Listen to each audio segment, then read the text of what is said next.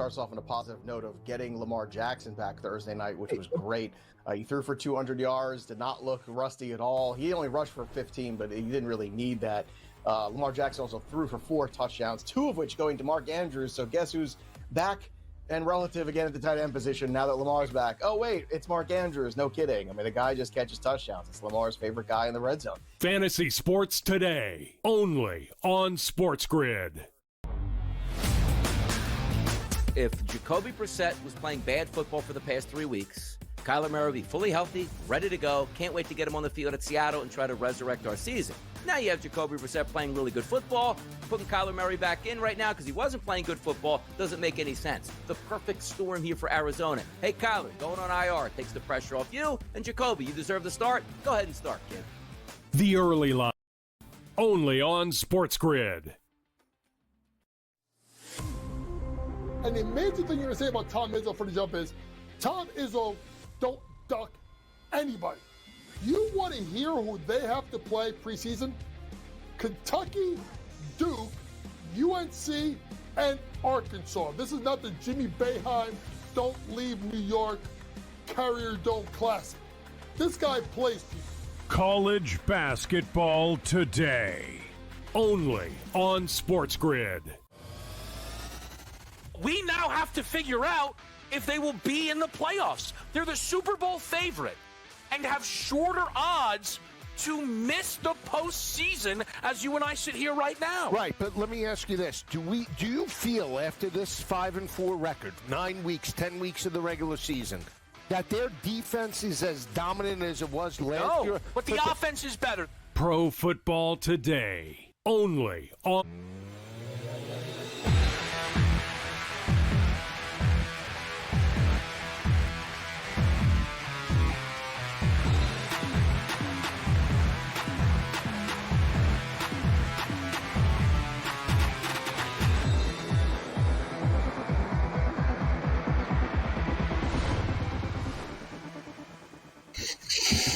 And welcome in. It is in-game live game day here on the grid on a wild, wonderful Wednesday. Scott Wetzel and Gabriel Morency for the next 2 glorious hours, right up until 10 p.m. Eastern time, analyzing, watching, and more importantly, betting on the world of sports. A lot to bet on tonight for sure. A little college football with a couple of MAC games going on right now. We got a little NHL. We got some college basketball. And we have what the NBA does best, and that's basically do nothing. It's another who's who of who's not playing tonight as rest and fake injuries once again dominate the NBA. What a joke. But we got plenty of other sports to put a couple shekels on, that is for sure. Before we get to it, all game time. What's betting you off tonight, Gabe? So far, the MAC, which is the biggest case of false advertising in the history of American mankind, that is called Maction. I think they meant to say craption, but I digress. The thing is, when you're betting on MAC football games, you're a step away from going to Gamblers Anonymous, and you're basically, it's basically like betting on the plastic horse races in a casino at 3 a.m. So you sort of get what you deserve, but I was already upset about having the over of this Toledo-Miami, Ohio game, and now I'm even more upset that Miami, Ohio just got stuffed on a 4th and 1. So that's the thing with the MAC. It's kind of so bad, it actually is good. And you never really know what a MAC football game, it might be 35-35. It might be scoreless. We've got a scoreless game. Yeah. I'll tell you one thing we do have is a rarity, and that is Northern Illinois actually leading at UMass. Now, that on its surface is not that surprising, obviously, but watching the Toledo-Miami of Ohio game, Gabe, and they said that MAC road teams this year are 7-27. So it's been a struggle, obviously, for road teams for whatever reason in the MAC. So the days of the old 55-50 MAC Wednesday, Thursday games seemingly are long gone. So, but opening pickoff time, we do have some things that we put some shekels on, including some in-game live stuff on the MAC. I'll start off with a little NBA tonight. Love San Antonio. It's a weird line. Give me San Antonio laying the 3.5 game against Golden State, which got embarrassed last night. Draymond Green sounding off after the game, but Bottom line is San Antonio 5-0 straight up at home this year, 4-1 against the spread. Golden State's only 1-6 on the road, 2-5 against the spread run. They got embarrassed last night, and a lot of times I like to bounce back on teams like that, but I don't think so with this Golden State team. They're just getting older before our eyes. I think San Antonio laying only 3.5 at home is a pretty good play. Yeah, I don't know what Draymond Green is calling people out for after last night's game, specifically Kuminga, although Jimmy Butler did as well. Should be noted, Draymond Green had 3 points in 22 minutes last night, and he's sitting at the podium calling people out after the game. This is one of these games, the number feels strange. It almost feels too good to be true, like it's a trap with the San Antonio Spurs tonight. But it feels like, these are two different franchises going in very different directions as far as what the future holds for them. Hard not to like the Spurs tonight. I like the Spurs as well. Give me the Spurs. All right. My pick number 2 will be Dallas getting a point. It's actually up to 2 on FanDuel right now. Generally, it's the coach's fired system, but we have the GM fired system, which takes precedent here. I just think it's a breath of fresh air. They had to, whether you believe in Nico, whether you want to blame him, whatever side you're on in that, they had to get rid of him. There was a black cloud over that franchise with that Luka Doncic trade last year. It's not been lifted with all the injuries. They're off to a lousy start, but he's gone. Fans can actually finally root for this team. Dallas at home, you're getting 2 points against a mediocre Phoenix Suns team. That's actually played a little bit better this year than I think most people thought, but still, I love the fact that the GM is gone. Give me Dallas plus the 2, +1 at home against Phoenix to win outright. Yeah, they'll be 30 for 30s about what happened in Dallas with Harrison and what went down. I'll just say that if anybody thinks that he was the one that single-handedly just traded Luka Doncic without ownership, encouraging it, he was the fall guy. Let's call it out for what it is. He is the fall guy in all of that. But speaking of the Golden State Warriors, one thing that they don't have is a center, right?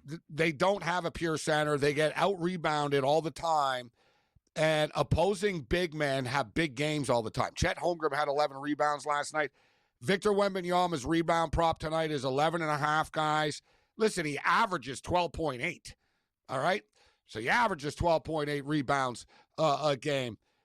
They played too. Let's not forget that, right? They just played as well, but they're a much younger team, fresher legs, nobody to rebound the ball for the Golden State Warriors. Let's go Victor Wembanyama, over 11.5 rebounds.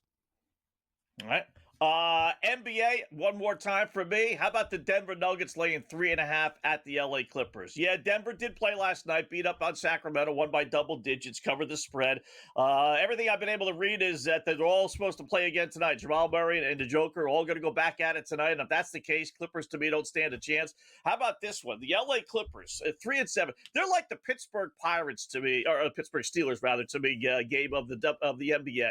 They have all these veteran players, and they're living on the dreams, and they want to win. They want to win instead of just blowing the whole thing up.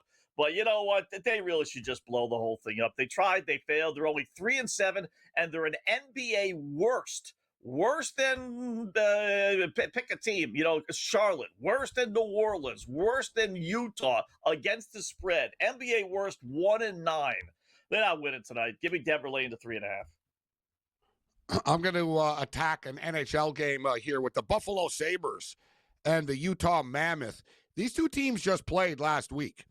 All right, so they played last week in Buffalo, and it was a low scoring. It was a 2-1 hockey game, and it won't really take much away from past years and stuff. Utah's a new market, etc. But Buffalo have a hard time scoring goals. And Utah could be offensively challenged as well. The thing is, neither of them are great defensively, right? But that's why you're getting a 6.5 in this game. If you look at their totals on the season, they're both sort of stone cold right in the middle. Buffalo is 7-6-2 to the over, and Utah are right in the middle here at 8-8.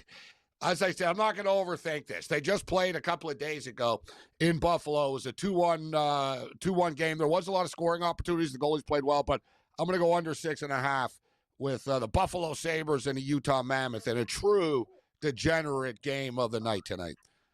Yeah, that is really reaching down low. I'm surprised you didn't play this one. Maybe you forgot. I'll take the mantle for you, though. No problem. Give me Connor Bedard over 2.5 shots on goal. 3 shots on goal or more. There's 2 ways you can put it in. It's the same odds. Minus 156. He did have his 3 shots on goal, 10-game streak in a row, snapped last time out, but it was in a 5-1 win. Albeit a close game, I will say 2-1 heading into the third, but they didn't need him. They won the game. That's okay. They're hosting the New Jersey Devils. Should be a high-scoring, up-and-down affair. Should be a good game. I guess some other Devil props, shots on goals as well. We'll get to a little bit later on, but give me Connor Bedard to hop right back on it. You're not paying that hefty of a price, Gabe. Bedard, 3 shots on goal, minus 150 and change. Yeah, I see a minus 180 right now, so it's a lot pricier. Okay. And that's what it was before all the time. When we were riding this, see how he went 10 in a row. He went 10 in a row. Yeah.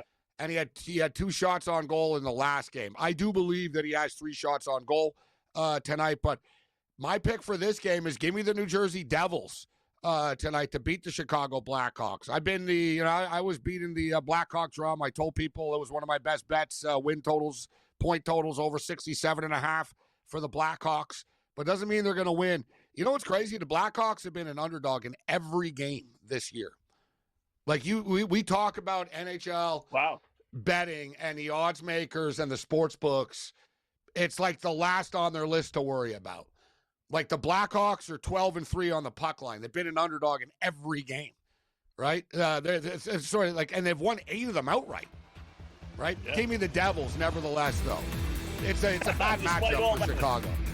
Yeah, it's a bad matchup for Chicago.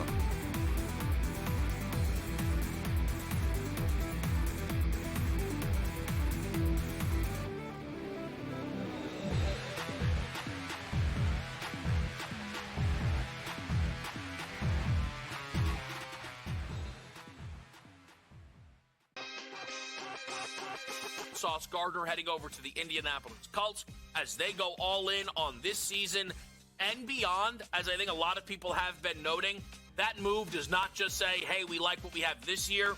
It says we like what we have moving forward, and that includes Daniel Jones as their starting quarterback for Dallas. What does that decision to bring in Quinnen Williams say? That means they're poorly ran, but we already knew that. Game time decisions.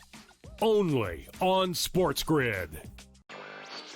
This just goes to show that, you get a very compelling, competitive series between 2 teams. And listen, I understand very much international with, the team playing in Canada, Toronto, and Shohei Ohtani and Yamamoto and everybody else.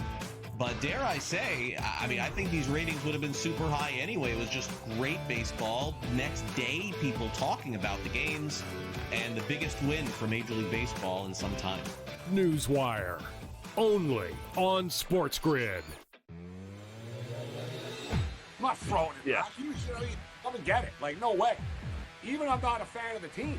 I'm not, Vladimir Guerrero, home run, hit ball, these things are authenticated. They have holograms on them. You can prove it. Right? So, there'll be some Blue Jay fan give you a couple of $100K for that. You know what I mean? Guaranteed. World Series ball, home run, you're getting a couple of $100K at least. I'm not throwing that back. No way in hell. In-game live, only on SportsGrid. Football contest season is back, and so is the Las Vegas Football Contest Show. Season 2, the sharpest football contest show in the land. Focusing on all 3 Circus Sports contests and the Westgate Superbook Super Contest, we handicap the games and release our contest picks every week of the season. Featuring Super Contest champions Brady Cannon, James Salinas, and former NFL player Mike Pritchard, all team will have you prepared this season like none other. Check us out every weekend right here on SportsGrid.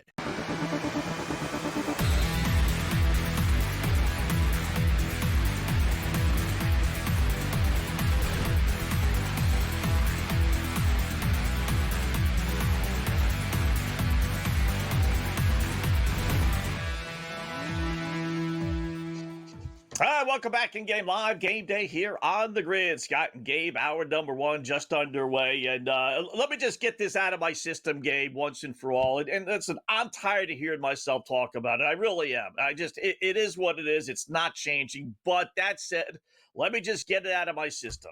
NBA tonight. I'll give you one guess on what the following players have in common. Giannis, the Greek freak who's really not Greek, Cade Cunningham, Jalen Durant of Detroit, Donovan Mitchell, Zach LaVine, Anthony Davis, probably no Zach Edey as well. And as all those guys aren't playing tonight. It's just it's a never-ending thing. And to make matters even worse, dopey Donovan Mitchell, who literally, Cleveland is saying is resting tonight, was at the Louisville, Kentucky game last night. If the dude is so tired, how is he at a Louisville, Kentucky game, but he can't play for his own team the following night? It's just like, all these guys have nagging little injuries. I get that. There are a couple. Anthony Davis has missed a couple of games, but that's AD. And Zach Edey's yet to play this year. But I can give you 12 more guys that aren't playing tonight because of fake injuries or resting. It's just, I don't know. I get so tired of it. Like I said, I'm tired of hearing myself talk about it because it's not changing. It just isn't. The NBA is led by the worst commissioner in the history of sports, and that's saying something if the name isn't Gary Bettman. Adam Silver is just absolutely the worst. His league is falling apart at the seams, and he's doing nothing about it. So I said it. I'm done. I can move on. It's not the players, though, and I've said this a million times, right? They could fight it more, right? They should fight it more, but why would you? You're getting paid to work less, so that's the way they look at it, right? Yeah. And I don't know, like you figure they'd want to have a desire to want to play in every game. But the actual league itself, they've created this culture. And here we are this early in the season. It's alarming. Like it is alarming, but they're tone deaf to it. Like, the modern NBA player, they're not interested in like the good of the game. Like, put it that way. They don't care. It's like, well, you don't like it, don't watch. Right? It's as simple like it's as simple as like with the modern player.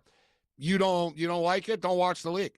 Like, they're not worried about the future of the league or anything like that. They make so much money.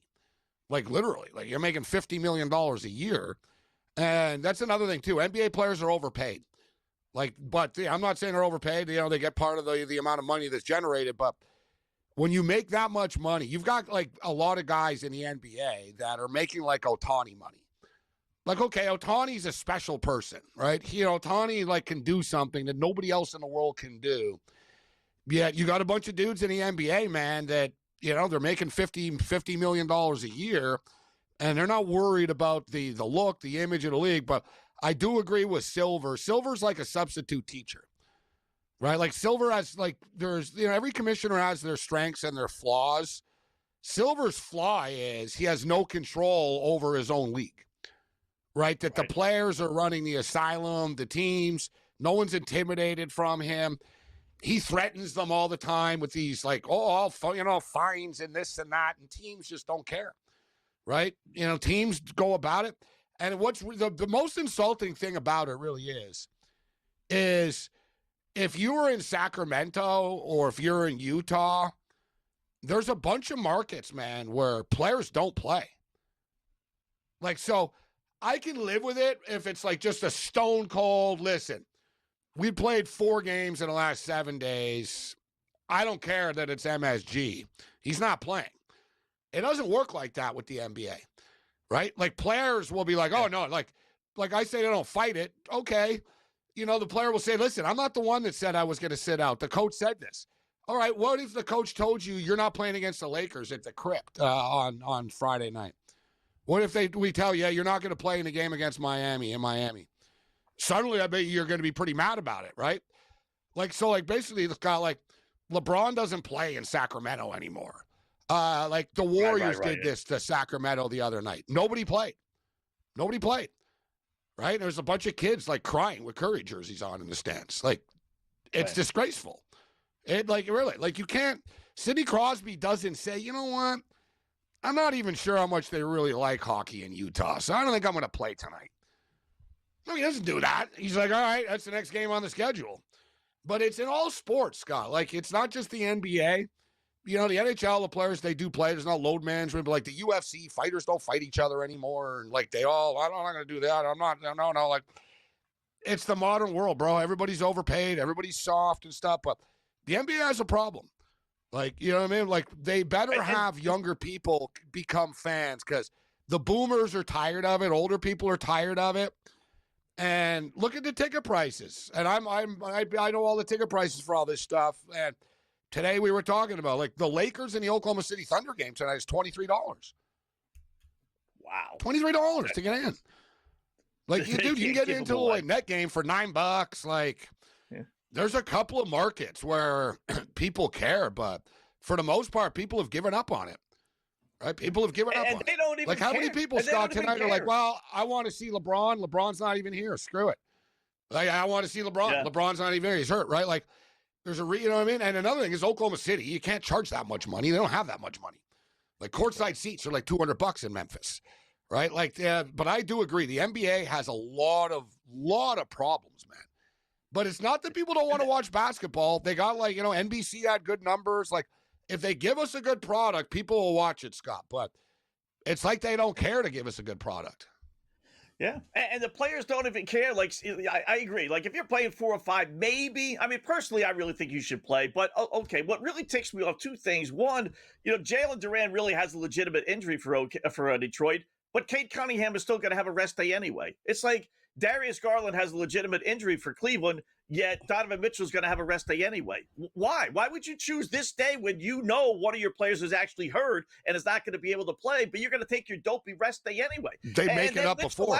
We've talked about this. They make a schedule before, and they stick to it. But there's Mitchell, Gabe, at the Louisville game. They're showing him in the stands. He's front row court seats. He's going crazy. And then I read today he's not playing. Yeah, but what that tells you is he knew in advance he wasn't playing. You know what I mean? Point blank. Right. He knew. Yeah, that's my night off. Unbelievable. So, all right, back to the board. Look, little college football, little college basketball, NHL, and NBA, of course.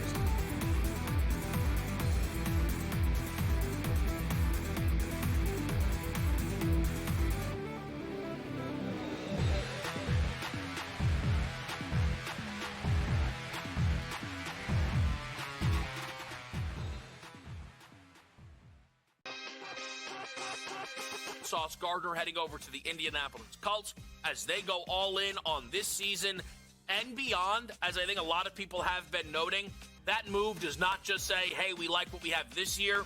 It says we like what we have moving forward, and that includes Daniel Jones as their starting quarterback for Dallas. What does that decision to bring in Quinnen Williams say? That means they're poorly ran, but we already knew that. Game time decisions. Only on SportsGrid. This just goes to show that, you get a very compelling, competitive series between two teams. And listen, I understand very much international with, the team playing in Canada and Toronto and Shohei Ohtani and Yamamoto and everybody else.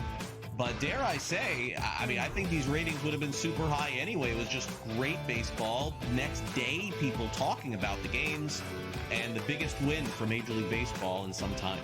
Newswire. Only on SportsGrid. I'm not throwing it back. You come and get it. Like, no way. Even I'm not a fan of the team. I'm not, Vladimir Guerrero, home run, hit ball, these things are authenticated. They have holograms on them. You can prove it. Right? So, there'll be some Blue Jay fan give you a couple of $100K for that.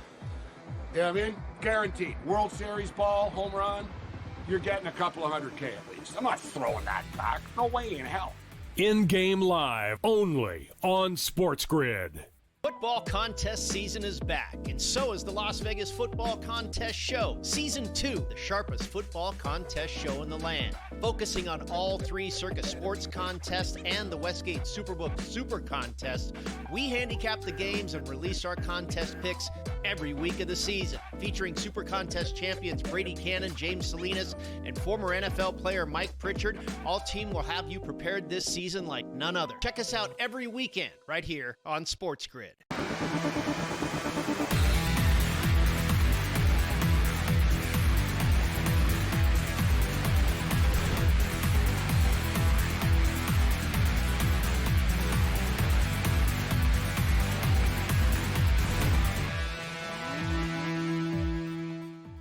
All right, welcome back in Game Live. Game Day here on the grid. Scott and Gabe, hour number 1. So just for blanks and giggles, I'm going to keep track and just see, my conspiracy theory with the NBA. These main players don't play. The teams are supposed to win. This way, no one can bitch and complain, right? So we need Milwaukee to beat Charlotte, which, isn't asking really that much anyway, admittedly still.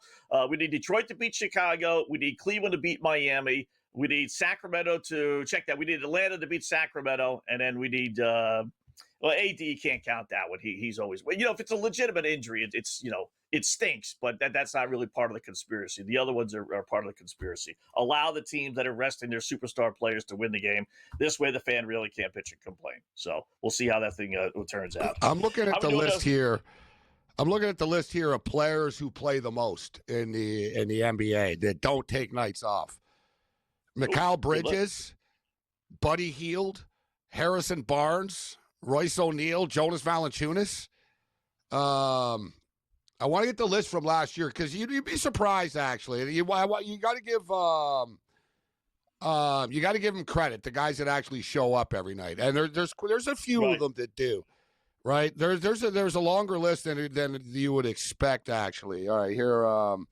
So last year, TJ McConnell, he's a little grinder, Scott. This guy, he ain't taking nights off, right? Like, Pascal Siakam.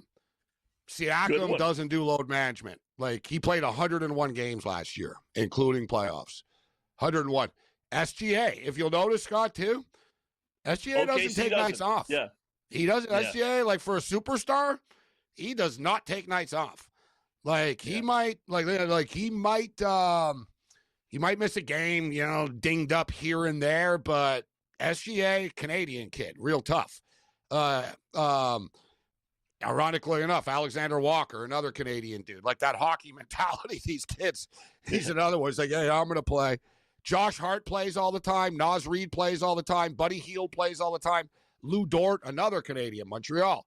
He played. Ben Mathurin, another one. OG Anunoby, although he's hurt a lot, OG Anunoby. But there are guys who show up. But if you notice, too, like Wembanyama's playing, I know they played Monday, etc. But for a guy that's 7'5" and a mega superstar, they don't baby Wembanyama very much either, Scott. Like, Wemby wants to play. Like, it's not in his DNA, like, oh, yeah, like, yet to sit out or anything like that. But It is annoying. And listen, I like the NBA. At times, I love the NBA. I'm a big Raptor fan and stuff. But I'm turned off as a whole as the league. Like, you know what I mean? Like, you get, like you said, you wake up every day, you look at the schedule, and it doesn't really matter. Because it's like, well, they're not really playing anyways. Yeah. It's not a real game. So this is for bettors. You know what I mean? In the playoffs, it'll be cool. Yeah. Like they say, the NBA doesn't really count until Christmas time, right? That's when people start. Really, that's true, too. Like, the average person doesn't care until Christmas, right? Once the NFL is over, then people will pay attention to the NBA. But this year, Scott, they got a problem if I'm the NBA. I'd be a little bit worried about this. You've got the Olympics to deal with, right? You got the Super Bowl, you got the Olympics. Yeah. It sort of carries over into March Madness. And then, boom, the Soccer World Cup is in June. Suddenly, the NBA, you're going to be going against the World Cup if you're the NBA Finals. All right. All you need to know, guys, Fox had 26 million people watch Game 7 of the World Series with one U.S. team in the market only, right? In Canada, there was 11 million people watching the game. It's 36 million people in North America watched the World Series game. Only 16 million people watched the Game 7 of the NBA Finals. It's amazing. It's amazing. But I'm not amazed. I shouldn't say doubled that. Doubled it. Yeah. It's a better product. Watching Ohtani and Mookie Betts and these guys. It was better. It was funner. And they're not having 3 days off in between games like they do. Yeah, and how come Ohtani doesn't do load management in these guys? They're making $770 million. They roll them out, like you said. Baseball was like, they played 7 games in 9 days. It was like boom, boom, boom, boom, boom, boom. Yeah. Like, you know what I mean? There was that was relentless. After playing 162 regular season game, which we all know is ridiculous, but still they do, and these guys even do I play, thought those 3 games in a row is stupid in the World Series. That's too much, Scott. It's not fair. You're really testing team staffs. Like, it's like, you know what I mean? You're asking teams to play 3 days in a row after the first 2 games of the World Series on the road, whatnot. Like, that's a tough thing. Like, it's not easy to win the World Series in this format. I did love San Antonio. I know you did as well. And they're up to a pretty good start, 23-14 over Golden State. There's something rotten to the core, I think, with this Warriors team. But they're another team that, they can't blow it all up because they have Steph, but boy, they really should. Paul Bovey, VegasInsider.com. Join us next. Talk some NFL.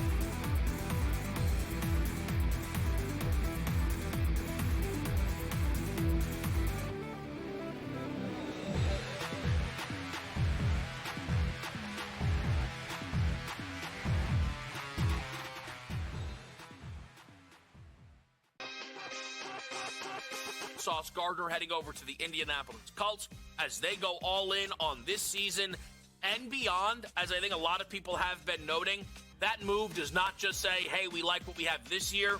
It says we like what we have moving forward, and that includes Daniel Jones as their starting quarterback for Dallas. What does that decision to bring in Quinnen Williams say? That means they're poorly ran, but we already knew that. Game time decisions. Only on SportsGrid. This just goes to show that, you get a very compelling, competitive series between two teams. And listen, I understand very much international with, the team playing in Canada, Toronto, and Shohei Ohtani and Yamamoto and everybody else. But dare I say, I think these ratings would have been super high anyway. It was just great baseball. Next day, people talking about the games, and the biggest win for Major League Baseball in some time. Newswire. Only on SportsGrid. I'm not throwing it back. You come and get it. Like, no way. Even I'm not a fan of the team. I'm not, Vladimir Guerrero, home run, hit ball, these things are authenticated. They have holograms on them. You can prove it. Right? So, there'll be some Blue Jay fan give you a couple of $100K for that. You know what I mean? Guaranteed. World Series ball, home run, you're getting a couple of $100K at least. I'm not throwing that back. No way in hell. In-game live. Only on SportsGrid.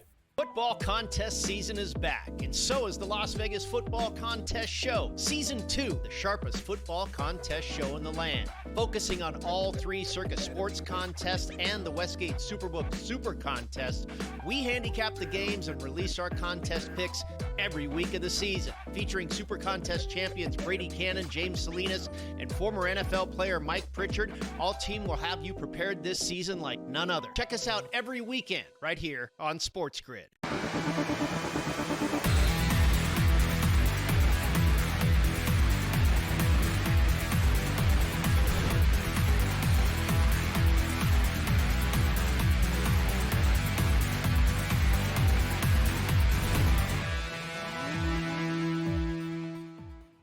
All right, welcome back in Game Live, Game Day here on the Grid. Scott and Gabe, hour number one. We'll put the games aside. Let's do a little preview. Never too early to preview the NFL. We got a Thursday night game. Not a great game, but it's there. I'm sure a lot of Survivor Pool players that are still alive might be taking the New England Patriots tomorrow night against the New York Jets. Let's find out some thoughts from our good buddy Paul Bovey, VegasInsider.com. What's going on, Paul? What do you think? Any chance the Jets knock off the Patriots tomorrow night? We'll start there. I'm pondering it, Scott, because I have two Survivor in Circa left at this point, nice. And I have two Patriots. Both Patriots are remaining, and there's 543 people that have New England. Now, the question beckons, do you want to ride with New England? They do have a few injuries. Stevenson's out. Butte's out at receiver. He's been very effective with the deep pass, averaging 18 yards per. Or do you want to use one on the Texans and come back with the Patriots when they host the New York Giants down the road, or possibly in the last week of the season? Do you trust the Texans? Yeah, that's just it. Do you trust the Texans? But there's a point right now where you're not going to be able to use the Texans moving forward. There's just no spot to comfortably use the Texans unless you want to use them the next to the last week of the season against the Raiders. Will be home. So that's a sketchy situation. So, yeah, I'm massaging it over right now and deciding whether I want to go all in with New England. Can they lose the game? Anything is possible, but Drake May right now, he's the number one seed when it comes to MVP this year. I think he's down to like plus 250. He's been all world this year. can't argue with what he's gotten accomplished, but anybody can trip and fall in this league, and we've seen it a few times. I'm proud of myself, Paul, from last week as we talked about it. I did not take the Buffalo Bills in the Survivor. I'm in the bet online, and I'm still alive. And yeah, I was against the Dolphins, but I had a bad feeling about it. I don't know about you, but I don't like taking road teams in this spot. Like, in a Survivor, like I'd rather, the home team than a road team, etc. And we went with the Broncos, and it turned out to be a big-time sweat job when it's all said and done. It was. I'm not going to lie. It was.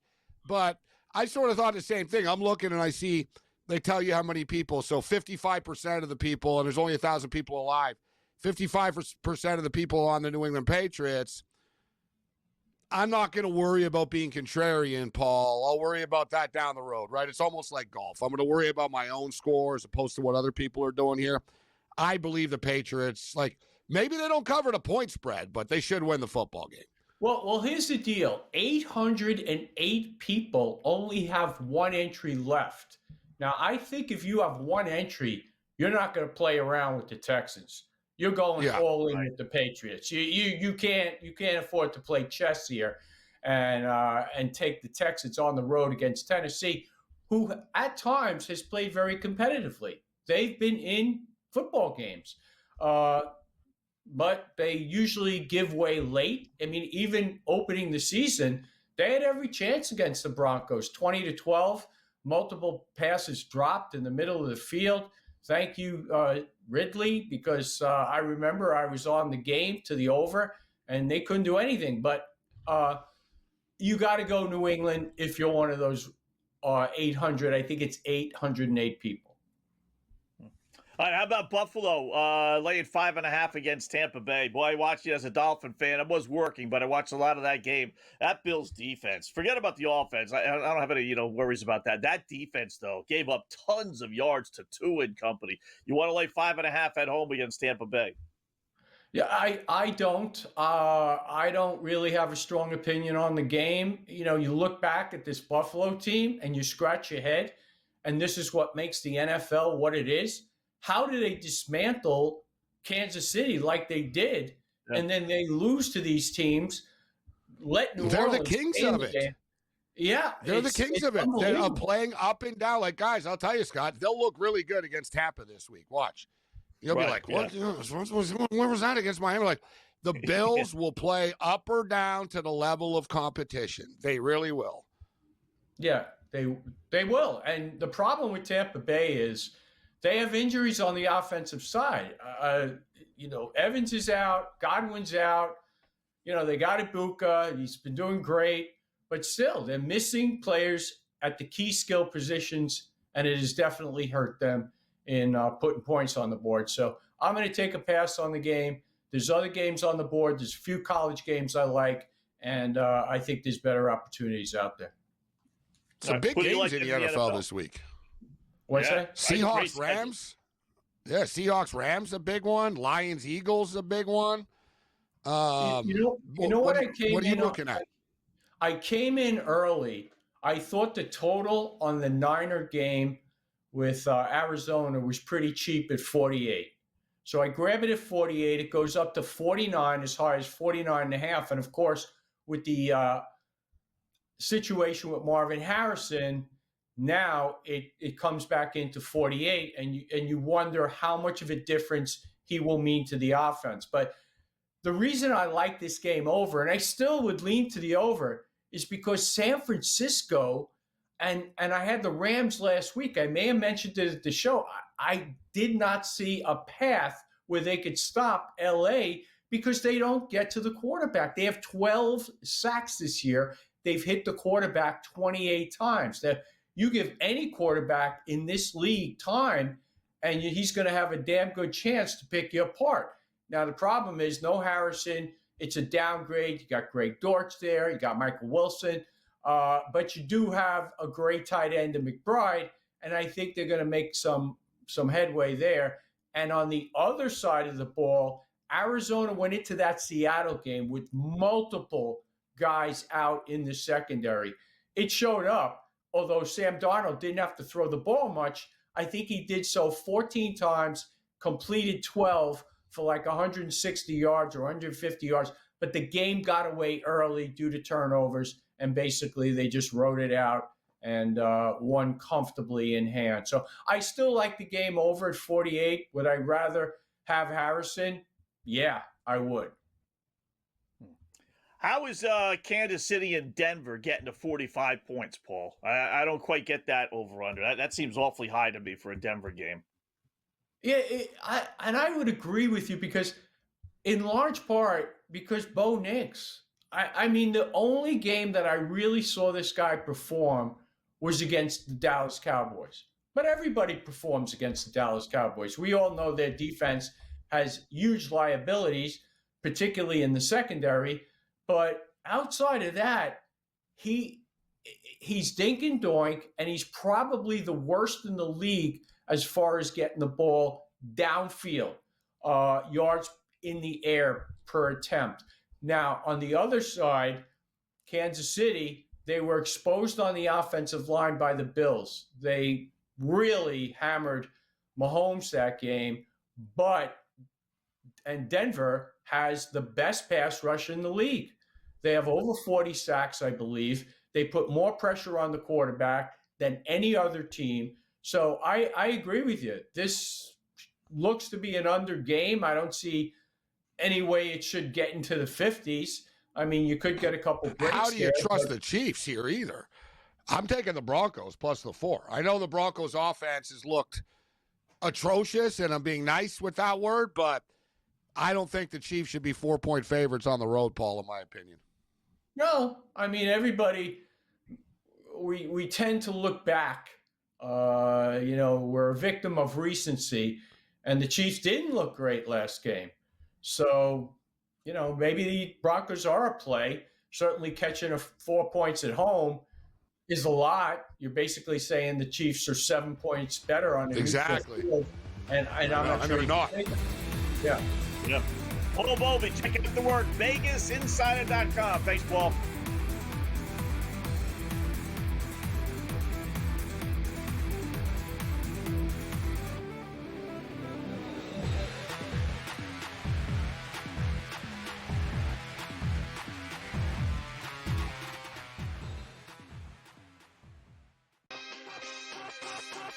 Sauce Gardner heading over to the Indianapolis Colts as they go all in on this season and beyond. As I think a lot of people have been noting, that move does not just say, hey, we like what we have this year.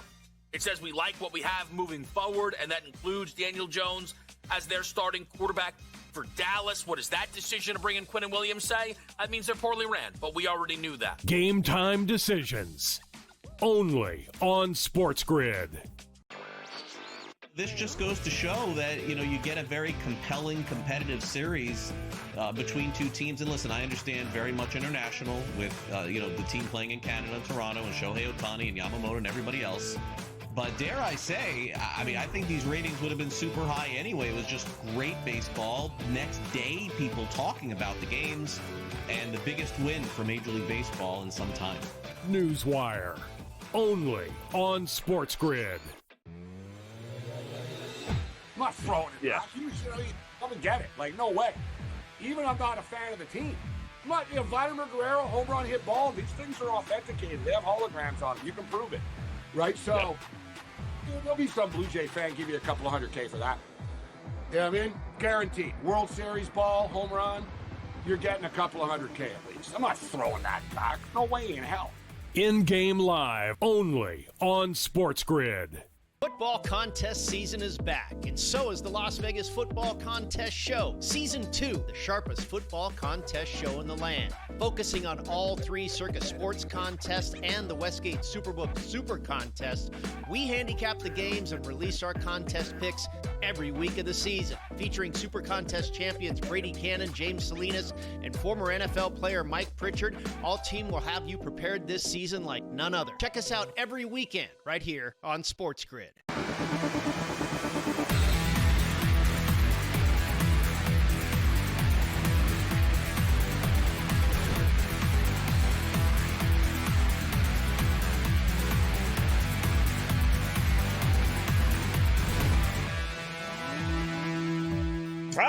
back in Game Live, Game Day here on the Grid. Thanks again, Paul Bovey. VegasInsider.com, talking a little NFL with him. How about some college football? Both games at the half. I'm curious why they didn't stagger to start these games, but that said, Northern Illinois 31-0 over UMass. Who wanted to lay 10.5 with a team that's 1-7 or 2-7, whatever they are? But UMass is just so bad, 31-0, 37.5. How many people are at that game? 5 at UMass, and then you got Toledo. Kind of like yesterday, we had the one bad game, and then you had the one halfway decent game. Toledo leading Miami 14-0. A little surprised at that one. They were laying 3.5 on the road. Miami was pretty good at home, but so far no points. They had a turnover late in the second quarter there that gave Toledo another touchdown. So 14-zip laying 17.5 and over under there. It was a punt return. Oh, was it a punt return? Okay, I thought it was. Yeah, it wasn't a turnover. It was a punt return. It's been a close game. Toledo keep moving the football, and they've had 2 interceptions, and they threw an interception in the red zone. They in the end zone. They threw an interception in the red zone. So Toledo were kind of dominating, going up and down the field, but didn't have anything to show for it. They finally scored a touchdown, and then literally when Paul was on with like 30 seconds left, Miami, Ohio had the football. All they had to do was basically just, they were, all right, if you're not going to score, just get out of the half down 7-0. They punted with 30 seconds left, and the kid returned it to the 10-yard line. And there was a face mask penalty on the play. So put him right on the goal line, and then boom, Toledo scored right at the end of the half to make it 14-0. In-game total is 34.5 now. It was 44 at closing time. Miami, Ohio are going to have no choice. This is a big-time game for them. I would expect we get some Matt craziness here in the second half. I would go over the 34.5. And Central Michigan and Buffalo, it's 14-10 at the half. The Chippewas, we're on the Chippewas to win the football game. I got 5.5. Toledo closes 5.5-point favorite, so I'm on the underdog here, and I got the over in that game. I'm hoping that it becomes a track meet in the second half somehow, but I think both those games, guys, Buffalo, Central Michigan, over 45.5, and Toledo, Miami, Ohio, I think opens up it well. It's at over 34.5 with those 2 games. All right. Got the hockey game starting here in a couple of moments. Just to reiterate with the Devils and Chicago Blackhawks, I like the kind of Bedard. FanDuel right now has got it 3 shots on goal, minus 165. That's still not too bad. Little up from what I saw earlier today. I'm going to throw a 2-person parlay at you as well in the game. Give me Jack Hughes to get 3 shots on goal. He's minus 330, but I'm going to parlay that with Timo Meier. He's at minus 215, and that brings it down to basically pick 'em. Both these guys have been getting 4, 5, 6 shots on goal. Chicago gives up, they're in the bottom tier as far as shot on goals allowed. I think this is going to be a high-scoring, up-and-down, great game to watch. So I'd be surprised if both these guys didn't get their 3 shots on goal. So give me Hughes and Meyer, 3 shots on goal parlay. That pays off, like I said, basically a pick 'em odds. I'm going to play the Devils in that game. I might get a piece of the Connor prop. Minus 2.5. Also, I kind of get a weird feeling that he could slow down a little bit now as well. But, I don't want, and I got it at 80 cents. So I'm not in love with it at minus 80 cents. But the Devils, the Devils are a damn good team. And the Blackhawks are off to a great start. But if you look, it's weird too. The NHL past history kind of does repeat itself often because hockey's a very matchup type sport. A lot of people don't realize it or know about hockey matchup stuff, but if you look at these teams, dude, the New Jersey Devils are the fastest team in the NHL. They fly. They are seriously fast. And the Chicago Blackhawks are this fast young team that sort of outspeed people all the time. You're not going to outspeed the New Jersey Devils. The Blackhawks kind of want to be what the Devils are. You know what I'm saying? The Devils are more advanced than what the Blackhawks are. I just don't think it's a good matchup. Look, they've beaten them 6 straight times. I think they're going to beat them. We saw last night, too, the Ducks. Yeah, nice start, but doesn't mean you're going to win every night. And there's still teams that are better than you. And I think this is the instance here. But I think, the Blackhawks could be better than the Ducks, right? The Blackhawks are, because they got Spencer Knight. That's the big difference maker, right, for the Hawks, Scott. Spencer Knight's playing as good as anybody in the National Hockey League is so far this year between the pipes. And when you have a goalie that's going to stop 94% of the shots that he faces, you're going to have a chance to win hockey games, right? So Spencer Knight gives them an opportunity every night, but I think the Devils are going to beat him tonight, guys. We saw last night the Avs sort of showed the young guns that, hey, you're still not here yet. And the Devils are kind of young too, but I just think they're better than the Blackhawks. And they play the same style. I like the Devils tonight. And you got action in Buffalo and Utah again, right? Yeah, we'll go under the 6.5. That's the one. Yeah, Chicago doesn't tip off, drop the puck until 9:30 Eastern. The Sabres and Utah are coming up. Edmonton are up 1-0 on Philadelphia. How about the Rangers? Rangers starting to put it together right now. They scored 5 goals tonight, up 5-3 on Tampa. It's the thing. We talked about it. The Rangers aren't a bad team. They just sort of had some weird thing going on at MSG to start the season. But it looks like they're starting to string it together a little bit now. Yeah, my bad. It's a late start. That's almost 9:00 Chicago time. Kind of weird for them to be starting that late. I thought that was 8:50, but you're right. It's 9:50 actually. So, and then the Buffalo Utah starts in about 15 minutes. Yeah, the Rangers are good bettors. Dream. They really are. They're good on the road. They bring the numbers way down because they're lousy at home, and you can get them decent odds on the road. 5-3 entering the third period against obviously a really good Tampa Bay team. So they'll start to win at home too. They'll start to win at home. I'm sure they will. I'm sure. If you look at home as well, you look at the Utah Mammoth. They're 4-1 at home. Now, number one, you've got a pretty good fan base. They're really into it, right? It's a new team there, but it's not an expansion team. It's the Arizona Coyotes. So the Coyotes were building it up and getting good. So they have a good team. Yet, if there's one sport as well, players have never played in Utah before, literally and figuratively, right? So, every NHL team that goes there, it's the first time they're playing in that altitude. They play in Denver, but it is an advantage for Utah. 4-1 on their home ice for a reason. Yeah. Sabres, 8 straight road losses as well. All right, close that out. Remember what next?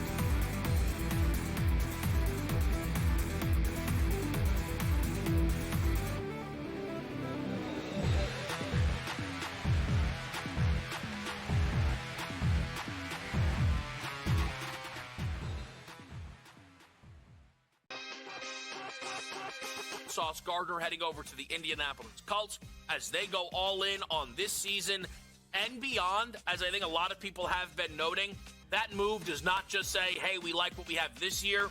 It says we like what we have moving forward, and that includes Daniel Jones as their starting quarterback for Dallas. What does that decision to bring in Quinnen Williams say? That means they're poorly ran, but we already knew that. Game time decisions. Only on SportsGrid. This just goes to show that, you get a very compelling, competitive series between two teams. And listen, I understand very much international with, the team playing in Canada, Toronto, and Shohei Ohtani and Yamamoto and everybody else. But dare I say, I think these ratings would have been super high anyway. It was just great baseball. Next day, people talking about the games and the biggest win for Major League Baseball in some time. Newswire. Only on SportsGrid. I'm not throwing it back. You come and get it. No way. Even I'm not a fan of the team. I'm not, Vladimir Guerrero, home run, hit ball. These things are authenticated. They have holograms on them. You can prove it. Right? So, there'll be some Blue Jay fan give you a couple of $100K for that. You know what I mean? Guaranteed. World Series ball, home run, you're getting a couple of $100K at least. I'm not throwing that back. No way in hell. In-game live, only on SportsGrid. Football contest season is back, and so is the Las Vegas Football Contest Show. Season 2, the sharpest football contest show in the land. Focusing on all 3 Circus Sports contests and the Westgate Superbook Super Contest, we handicap the games and release our contest picks every week of the season. Featuring Super Contest champions Brady Cannon, James Salinas, and former NFL player Mike Pritchard, all team will have you prepared this season like none other. Check us out every weekend right here on SportsGrid.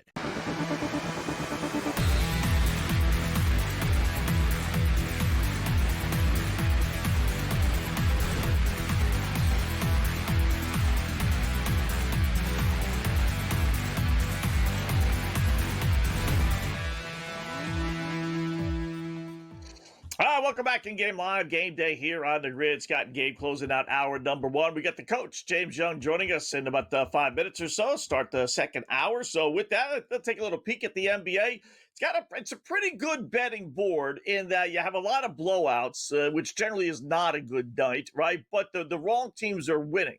You know, Charlotte is winning by 13 over Milwaukee. I get it. It's no Giannis, but still, it's still Charlotte. And they're down 13. They just started the fourth quarter. You want to give me the Bucks plus 9.5.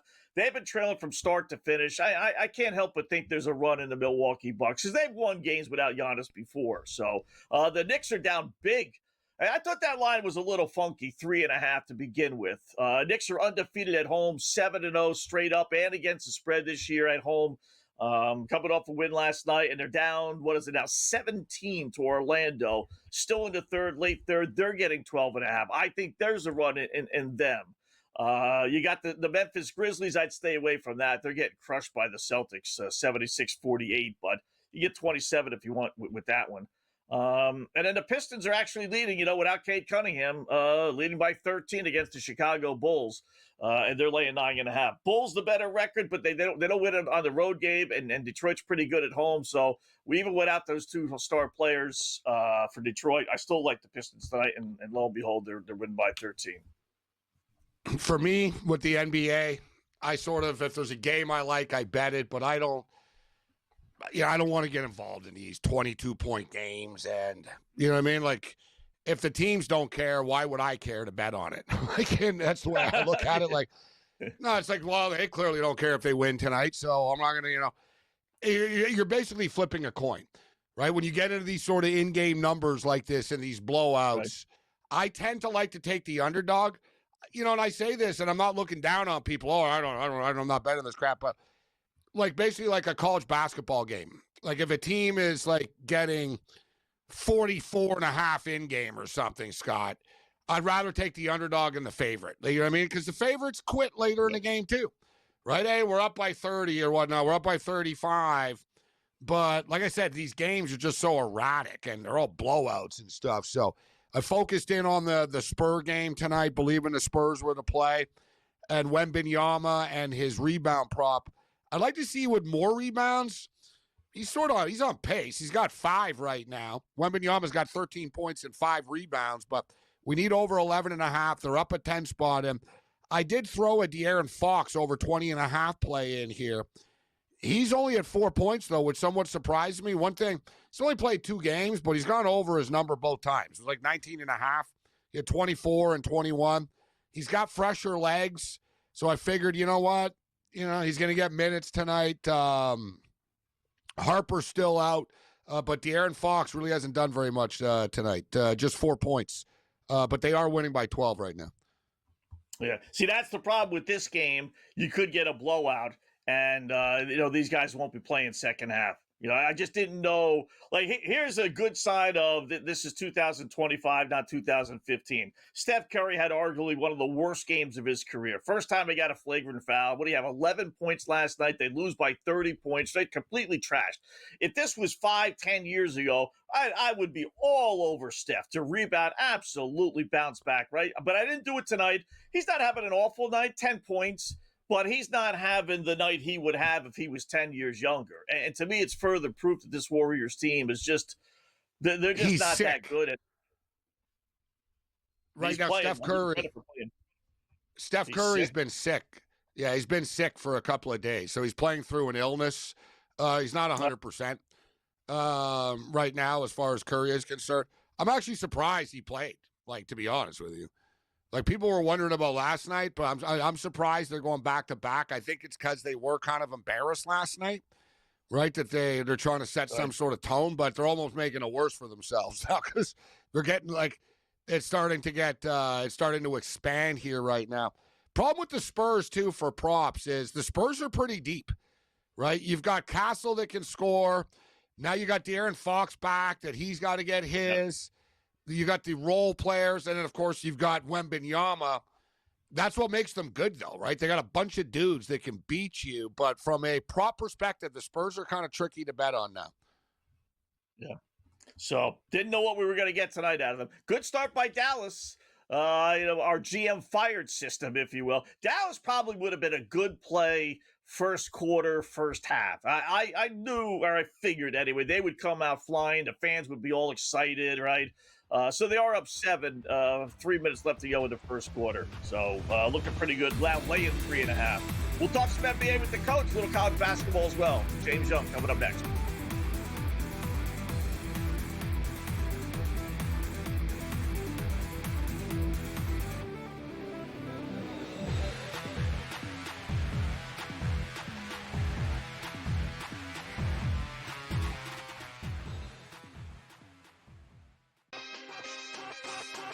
Sauce Gardner heading over to the Indianapolis Colts as they go all in on this season and beyond. As I think a lot of people have been noting, that move does not just say, hey, we like what we have this year. It says we like what we have moving forward, and that includes Daniel Jones as their starting quarterback for Dallas. What does that decision to bring in Quinnen Williams say? That means they're poorly ran, but we already knew that. Game time decisions. Only on SportsGrid. This just goes to show that, you get a very compelling, competitive series between two teams. And listen, I understand very much international with, the team playing in Canada, Toronto, and Shohei Ohtani and Yamamoto and everybody else.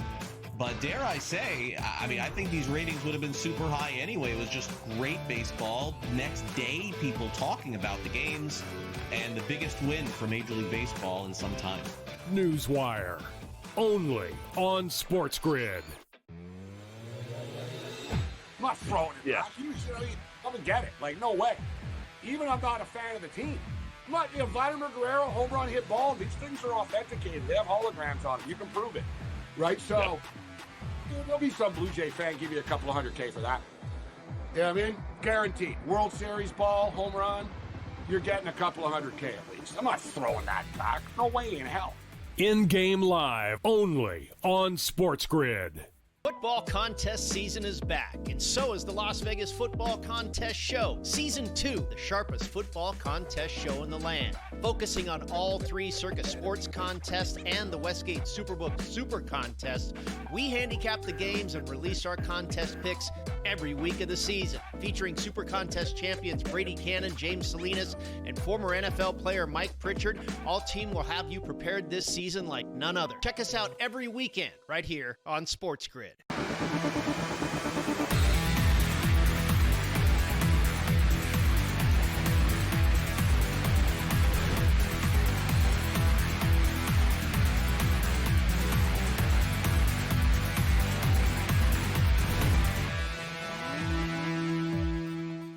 All right, welcome back in Game Live. Game Day here on the grid. Scott and Gabe, hour number 2. Some breaking news. Paul Skeens, Pittsburgh Pirate pitcher, unanimous National League Cy Young Award winner after Tariq Skubal earlier today for the Detroit Tigers, won it in the American League. So Skubal, American League, and Skeens in the National League. If you had tickets on that, I don't bet on those markets. I'd tell you, it was bad enough betting on a World Series. You got to wait forever to have some of these postseason awards. Not the case.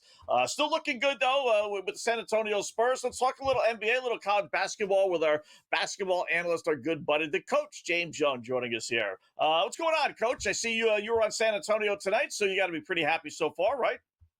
Yeah, I mean, when you look at the fact that Golden State just hasn't been good on the road all year, second leg of a back-to-back, sometimes you think about you mentioned really a good point about Steph Curry in the last, break, last segment about, bounce back games. I'm one of these teams that if you get blown out in game 1, it don't mean you're going to turn around in game 2 and play well, right? And I think this was a good spot for a San Antonio team, a team that's kind of trying to figure it out with De'Aaron Fox out the over his points prop first 2 games. The problem with San Antonio, guys, is going to be when Dylan Harper comes back, how do you divvy up Fox, Harper, Vassell, Castle? Because those are 4 high-level guards. But what it's a good problem to have, though, at least. Yes, but what they've done early on, at least, is they've gone 3-guard lineup, right? Where they go Wemby, Harrison Barnes at the 4-5, and then they were going with Fox, Vassell, and Castle, because Castle's big enough they can guard. Yeah, but that's a good point, Coach. That's what kind of makes them. And from a coaching perspective, I'll ask you, they are the epitome of a modern NBA team in which they don't play natural positions, really. And like you said, you got 3 guards on the court. Wembanyama isn't a center, coach. Like, you know what I mean? Technically, you figure, oh, yeah, the 7'5" center. Dude, he's a ball handler as well. They are the definition of a modern team, like the San Antonio Spurs, the modern NBA. Man, I wouldn't want to be a coach trying to game plan against them just because they're so deep and they're the type of players that they have. Yeah, I mean, listen, I think that's the key is they have multiple guys that can do a lot of different things, and it becomes hard to guard, right? When you have the fact of Wembanyama at 7'4", 7'5", I don't know how big he's, like a 747. He's so long. Just the ability to move him around as chess pieces. I think that's the way of the modern NBA. Positionless basketball, pace and space, flatten the defense, have enough capable shooters on the perimeter. But it also speaks to the fact that, guys, I just wasn't big on Golden State going into the year. I thought that they really did nothing to address their age. You know, what did they do with their age? They went and got Al Horford, right? I mean, like, Moody hasn't stepped up. Kuminga does not want to be there. He got the bag. They're just waiting time for them to trade him. And it's evident by the fact that if you listened last night, Draymond and Jimmy Butler literally called him out in post-game news conferences. Yeah. Draymond scored 3 points last night. I brought that up earlier, Coach. Like, he's not exactly bringing it either. Yeah. This guy Draymond's just talking too much. And then he's talking about the Knicks and who's going to win the championship. You know who ain't going to win the championship? The Golden State Warriors. You know who ain't going to make a deep run in the playoffs? The Golden State Warriors. Warriors. You know this will be it for Kerr, eh, Coach? This is probably it. Like, this year. Well, if the gravy train's up. I mean, then you got Podziemski. He's got to be exasperated. Like, it's got to be the end of the line. Like, it's sort of like, all right, I can't deal with this. Like, you know what I mean? Podziemski said he's the heir apparent. Heir apparent to what? You? Like, you're going to be the next guy? Listen, guys, I think there's a better chance that Golden State doesn't even make the final 8 of the playoffs than even wins even a round in the playoffs. I don't think they make it. Yeah. I know you like Portland going in against New Orleans. They're down 2 late second quarter, now laying only 3.5. Still like them? Yeah, I still like them. I just think New Orleans is a train wreck. Obviously, Zion's hurt. You know, there's already talk about he's starting to tune off Willie Green, who I thought he did a great job. It's amazing, guys. It's amazing how a couple of years ago in a 1-8 game against Phoenix, they had Phoenix on the ropes about to force a Game 7 and collapse the last 4 minutes. And that team has completely, them in Memphis have gone completely gone. Like, I don't even know if these teams exist. But at least it starts I feel at the top there. Oh, it starts like Benson, the ownership group. Come on, man. It's the Saints owner's wife there. Like, it's what Joe Dumore's in to run the basketball operations. I mean, yeah. It's pretty bad, exactly. Like when the league needs to say, "All right, listen, we're gonna help you run the team here." Like, it's never a good sign. Well, you know, it's not a good sign is what we're seeing. I know what we're seeing out of Memphis. To me, is far bigger concern. Yeah. Guys, no John Morant tonight. Who cares? Got an ankle injury, they're saying. Yeah, John he Morant quit last night on the court. Was it last night or the other night? You see, Coach? Last night. Dude, he came in, he threw it behind the back. He was like, he's not even faking, like trying to fake like he cares, like coming back on D. He walked back. Like, I was going to bring this up. You got to trade him, and this has to happen in the next week, or like, this can't go on. Like, they need to do this. I'm seeing the Timberwolves guys are interested. I saw that. What could you get for him, Coach? I mean, you know they're going to ask top dollar, but who the hell's going to give top dollar for this? Not really, Scott. I think at this point they see the writing on the wall. Teams are not lining up for him, bro. He's a psychopath.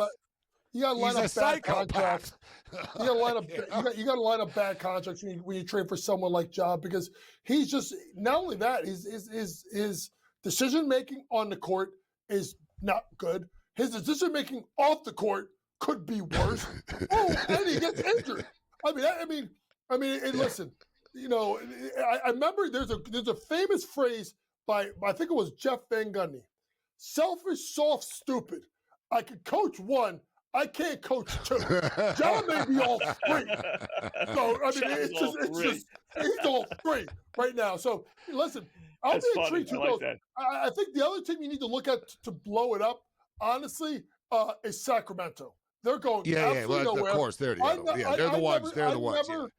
I never thought of getting DeRozan and Levine, who could have played together in Chicago. You bring them to the West Coast and you trade De'Aaron Fox. They need a point guard.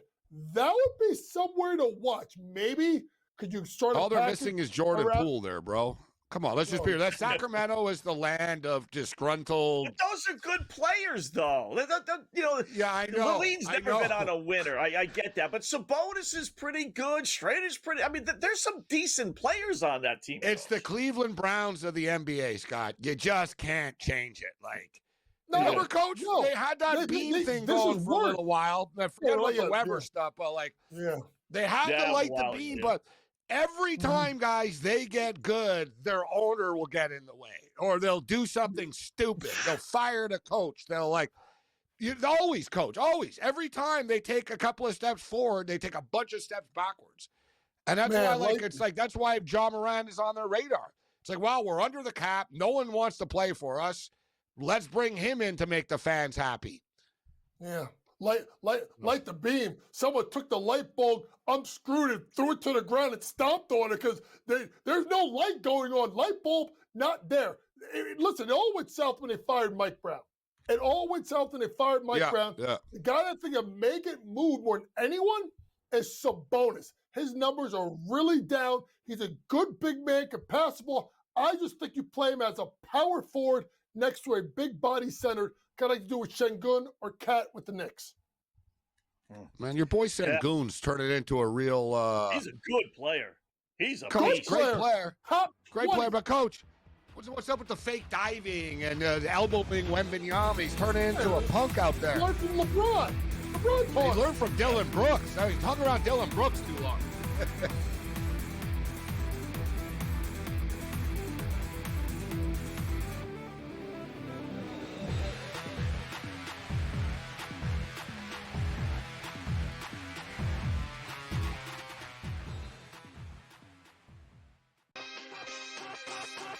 Sauce Gardner heading over to the Indianapolis Colts as they go all in on this season and beyond. As I think a lot of people have been noting, that move does not just say, hey, we like what we have this year.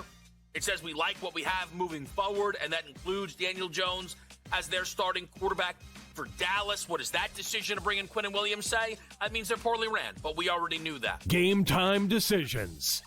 Only on SportsGrid. This just goes to show that, you get a very compelling, competitive series between two teams. And listen, I understand very much international with, the team playing in Canada, Toronto, and Shohei Ohtani and Yamamoto and everybody else. But dare I say, I think these ratings would have been super high anyway. It was just great baseball. Next day, people talking about the games, and the biggest win for Major League Baseball in some time. Newswire. Only on SportsGrid. I'm not throwing it back. You come and get it. Like, no way. Even I'm not a fan of the team. I'm not, Vladimir Guerrero, home run, hit ball, these things are authenticated. They have holograms on them. You can prove it. Right? So, there'll be some Blue Jay fan give you a couple of $100K for that. You know what I mean? Guaranteed. World Series ball, home run, you're getting a couple of $100K at least. I'm not throwing that back. No way in hell. In-game live, only on SportsGrid. Football contest season is back, and so is the Las Vegas Football Contest Show. Season 2, the sharpest football contest show in the land. Focusing on all three Circus Sports contests and the Westgate Superbook Super Contest, we handicap the games and release our contest picks every week of the season. Featuring Super Contest champions Brady Cannon, James Salinas, and former NFL player Mike Pritchard, all team will have you prepared this season like none other. Check us out every weekend right here on SportsGrid.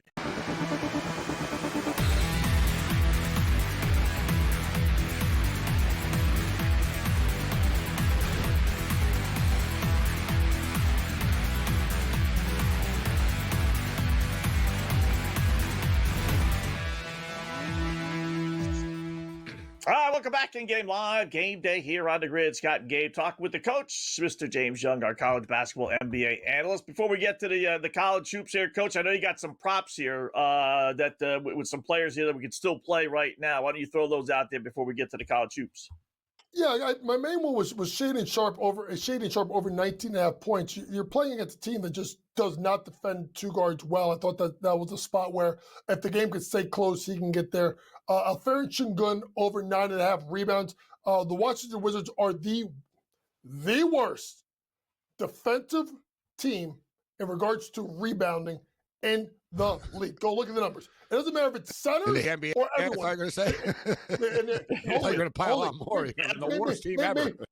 Maybe they could be the worst ever. So those were the two main ones. Were those two tonight in the association? So I just got to see there. I got to bring this up. So Kuminga's played 12 minutes tonight, 0 points. He does have 4 rebounds. He's a plus minus 10. You don't want to be. No, and Melton and him getting called out. You know these modern kids, coach. That was not going to work with him. I guarantee you, he was on the phone with his agent today saying, "You get me the F out of here, bro. I can't. I'm going to punch Jimmy Butler and Draymond in the face soon." Right? Like he wants out. Weird. They don't like him. And you know what? They blame him because they're old. It's like, yeah, what do you want from him? You know what I mean? He's not Victor Wembanyama. He's not going to save your team. And I just want to bring it up. Draymond Green, bro, 2 points, Scott. You like that from Draymond? 2 points from Draymond tonight. Good for you, Draymond. You're going to run your mouth. I wish one of the media guys would bring that up when he sounds off and wants to sound so high above everyone else. You had 2 points and 3 rebounds tonight. Yeah, what about you, Draymond? Yeah. I know you're not a big time scorer, but And he hasn't been good all year. One of the problems I forgot to mention, Dyson Daniels over 5.5 assists. I remember when Trae Young now injured, Dyson Daniels moves to the point. It's going over 4 straight games. They put Nickeil Alexander-Walker as the 2. Increased production. Sacramento, bottom 5 in assists allowed per game. Go look at Dyson Daniels over 5.5 assists. I think he's got 6 one time. Others, I think he's gotten 8 or 9 or higher. So look for Dyson Daniels over 5.5 assists tonight as well. All right. College basketball, there's not much left on the slate there, but, some goofy games. I don't know. Do you have any angles on any of these late games? Maybe my Salukis against Nevada, Oregon State against North Texas, one of our over teams. Anything on the board right now? No, not anything of note in regards to tonight in college basketball. But what's really good, guys, is you're going to get some good matchups coming out of stretch. Houston, I've been waiting for this. Their defense is not good. They're playing Oakland tonight, guys. The Oakland Grizzlies, Scott, in action again. Yes. How about Oakland's schedule? Hey, they played Michigan, Purdue, and now Houston. Yeah, they're covering though right now. We got to look at their schedule, Coach. We brought it up last week. I'm betting I'm going big, bro, on the Oakland Grizzlies' first Horizon League game after they ran this gauntlet of teams they played, bro. Dude, look, come on, this is insane. You played Michigan, Purdue, and Houston on the road in a row, and they're hanging, Scott. They're covering the number right now. They were getting 32 tonight. Now, you know why those teams take the games, right? They're buy games. They get guaranteed money, so that's a paycheck. But listen, some huge matchups in college basketball. One big one I won't be on with you tonight. Purdue, Alabama tomorrow. This is a big one. Purdue, obviously, with that backcourt of Fletcher Loyer and Braden Smith, going against that backcourt of Philion and obviously Aiden Holloway. I was at the St. John's game on Saturday, 103-96. These kids can go. So I expect that 175.5. Over. Yeah, I'm Both teams are we got to ask you about Monmouth. Monmouth plus 12.5 against Seton Hall. Listen, Seton Hall looked really good opening night. I was at that game too, opening night. A big win over at St. Peter's. Second game, not so good. Better, really good game versus Fairfield, who gave some teams trouble. They got a kid named Hines. I call him Duncan Hines. This is the top kid out of New Jersey. They call him Baby Shaq. He is a problem. I don't know how long Shaw's going to be able to keep him because they don't got the NIL money, but go watch this kid play, Baby Shaq. Comes off the bench, about 6'10", about 280. He's a load. I love King Rice. I love my Hawks. They're not covering that spread tomorrow. Lay it with Seton Hall. All right, that's why I asked. How about the kid who's 9 feet 10 down in Florida? Is he played a little bit the other day? Is he any good? I mean, how can he be good? I know him. Literally, he's 7'9". Right, he's 7 feet 9 inches. For goodness sake, I mean, 7'9". Olivier Giroux. He's 7'9". Yeah, he's from Montreal.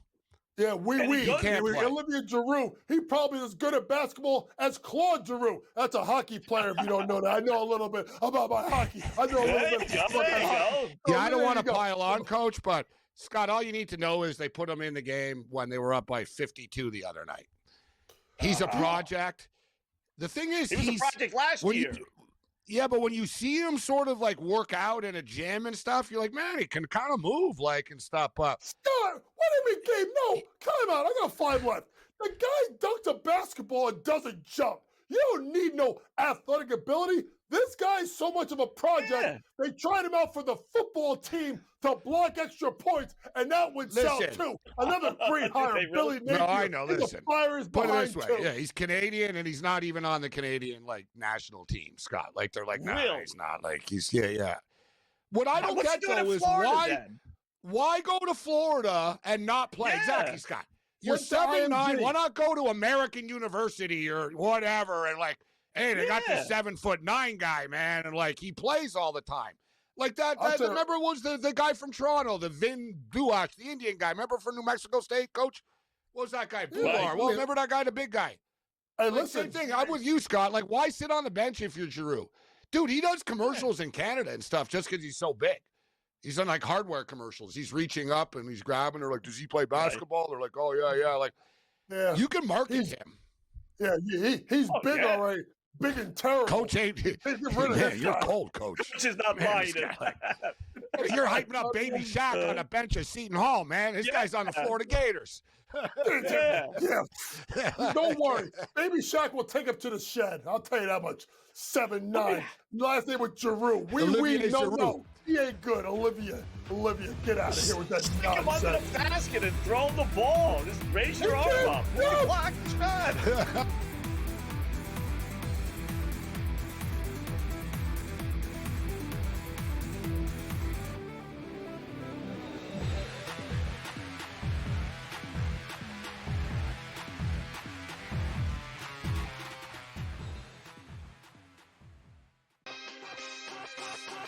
Sauce Gardner heading over to the Indianapolis Colts as they go all in on this season and beyond. As I think a lot of people have been noting, that move does not just say, hey, we like what we have this year. It says we like what we have moving forward, and that includes Daniel Jones as their starting quarterback for Dallas. What does that decision to bring in Quinnen Williams say? That means they're poorly ran, but we already knew that. Game time decisions. Only on SportsGrid. This just goes to show that, you get a very compelling competitive series between two teams. And listen, I understand very much international with, the team playing in Canada, Toronto, and Shohei Ohtani and Yamamoto and everybody else. But dare I say, I think these ratings would have been super high anyway. It was just great baseball. Next day, people talking about the games and the biggest win for Major League Baseball in some time. Newswire. Only on SportsGrid. I'm not throwing it back. You come and get it. No way. Even I'm not a fan of the team. I'm not, Vladimir Guerrero, home run, hit ball, these things are authenticated. They have holograms on them. You can prove it. Right? So, there'll be some Blue Jay fan give you a couple of $100K for that. You know what I mean? Guaranteed. World Series ball, home run, you're getting a couple of $100K at least. I'm not throwing that back. No way in hell. In-game live, only on SportsGrid.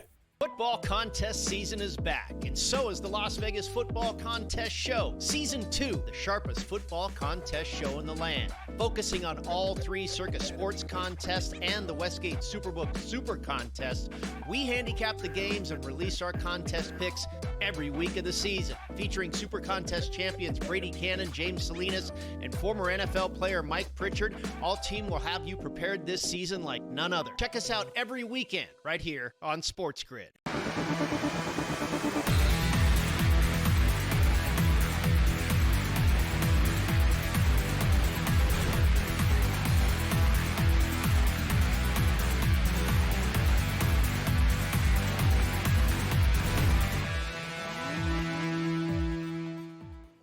All right, welcome back in Game Live. Game Day here on the grid. Thanks for the coach, James Young, joining us there. I saw some pictures of we were talking to the kid Drew from Florida.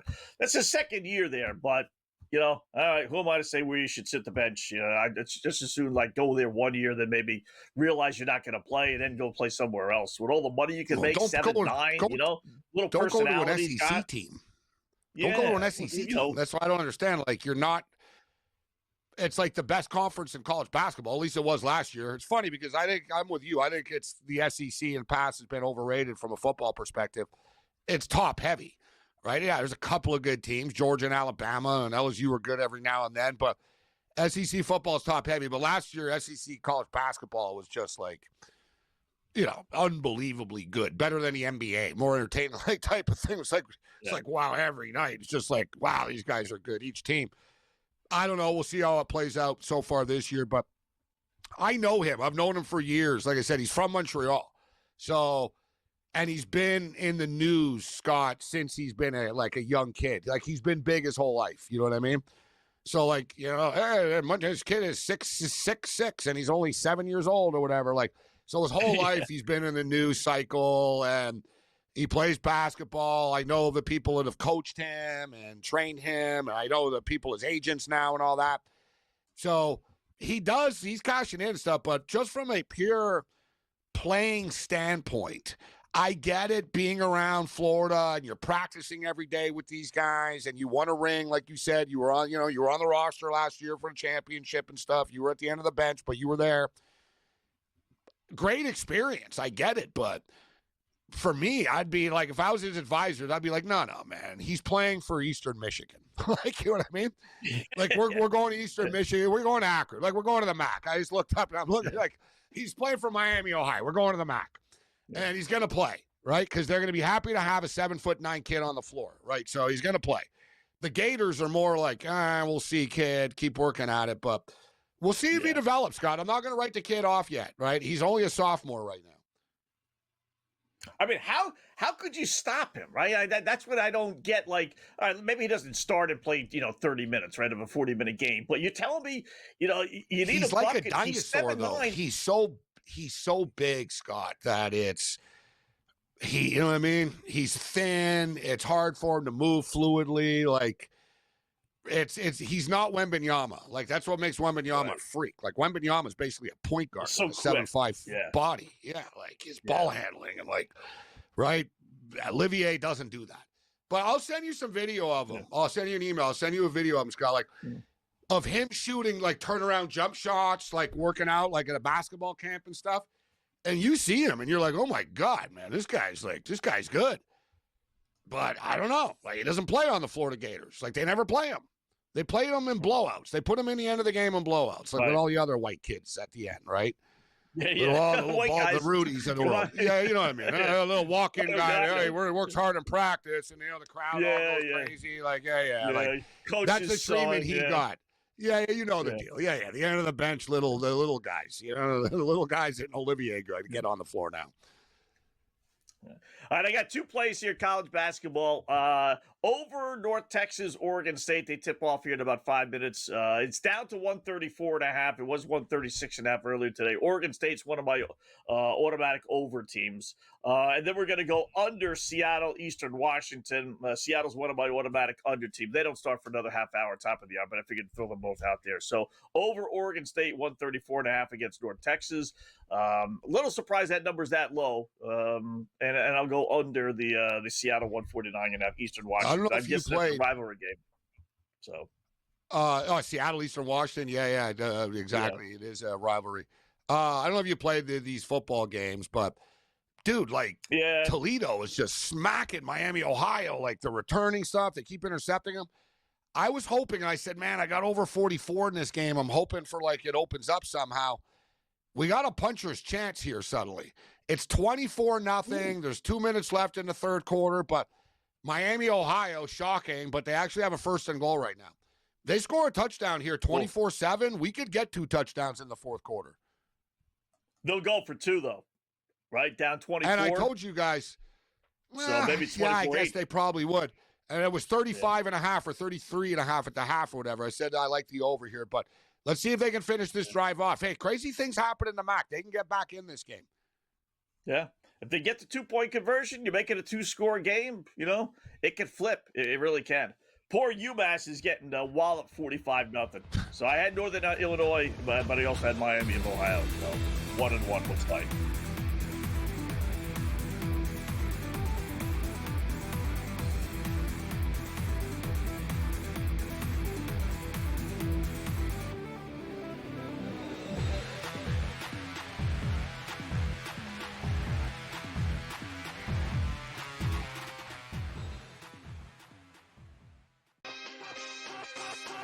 Sauce Gardner heading over to the Indianapolis Colts as they go all in on this season and beyond. As I think a lot of people have been noting, that move does not just say, hey, we like what we have this year. It says we like what we have moving forward, and that includes Daniel Jones as their starting quarterback for Dallas. What does that decision to bring in Quinnen Williams say? That means they're poorly ran, but we already knew that. Game time decisions. Only on SportsGrid. This just goes to show that, you get a very compelling, competitive series between two teams. And listen, I understand very much international with, the team playing in Canada and Toronto and Shohei Ohtani and Yamamoto and everybody else. But dare I say, I think these ratings would have been super high anyway. It was just great baseball. Next day, people talking about the games and the biggest win for Major League Baseball in some time. Newswire. Only on SportsGrid. I'm not throwing it Yeah. back. You come and get it. Like, no way. Even I'm not a fan of the team. I'm not, Vladimir Guerrero, home run, hit ball, these things are authenticated. They have holograms on them. You can prove it. Right? So, there'll be some Blue Jay fan give you a couple of $100K for that. You know what I mean? Guaranteed. World Series ball, home run, you're getting a couple of $100K at least. I'm not throwing that back. No way in hell. In-game live. Only on SportsGrid. Football contest season is back, and so is the Las Vegas Football Contest Show. Season 2, the sharpest football contest show in the land. Focusing on all 3 Circus Sports contests and the Westgate Superbook Super Contest, we handicap the games and release our contest picks every week of the season. Featuring Super Contest champions Brady Cannon, James Salinas, and former NFL player Mike Pritchard, all team will have you prepared this season like none other. Check us out every weekend right here on SportsGrid.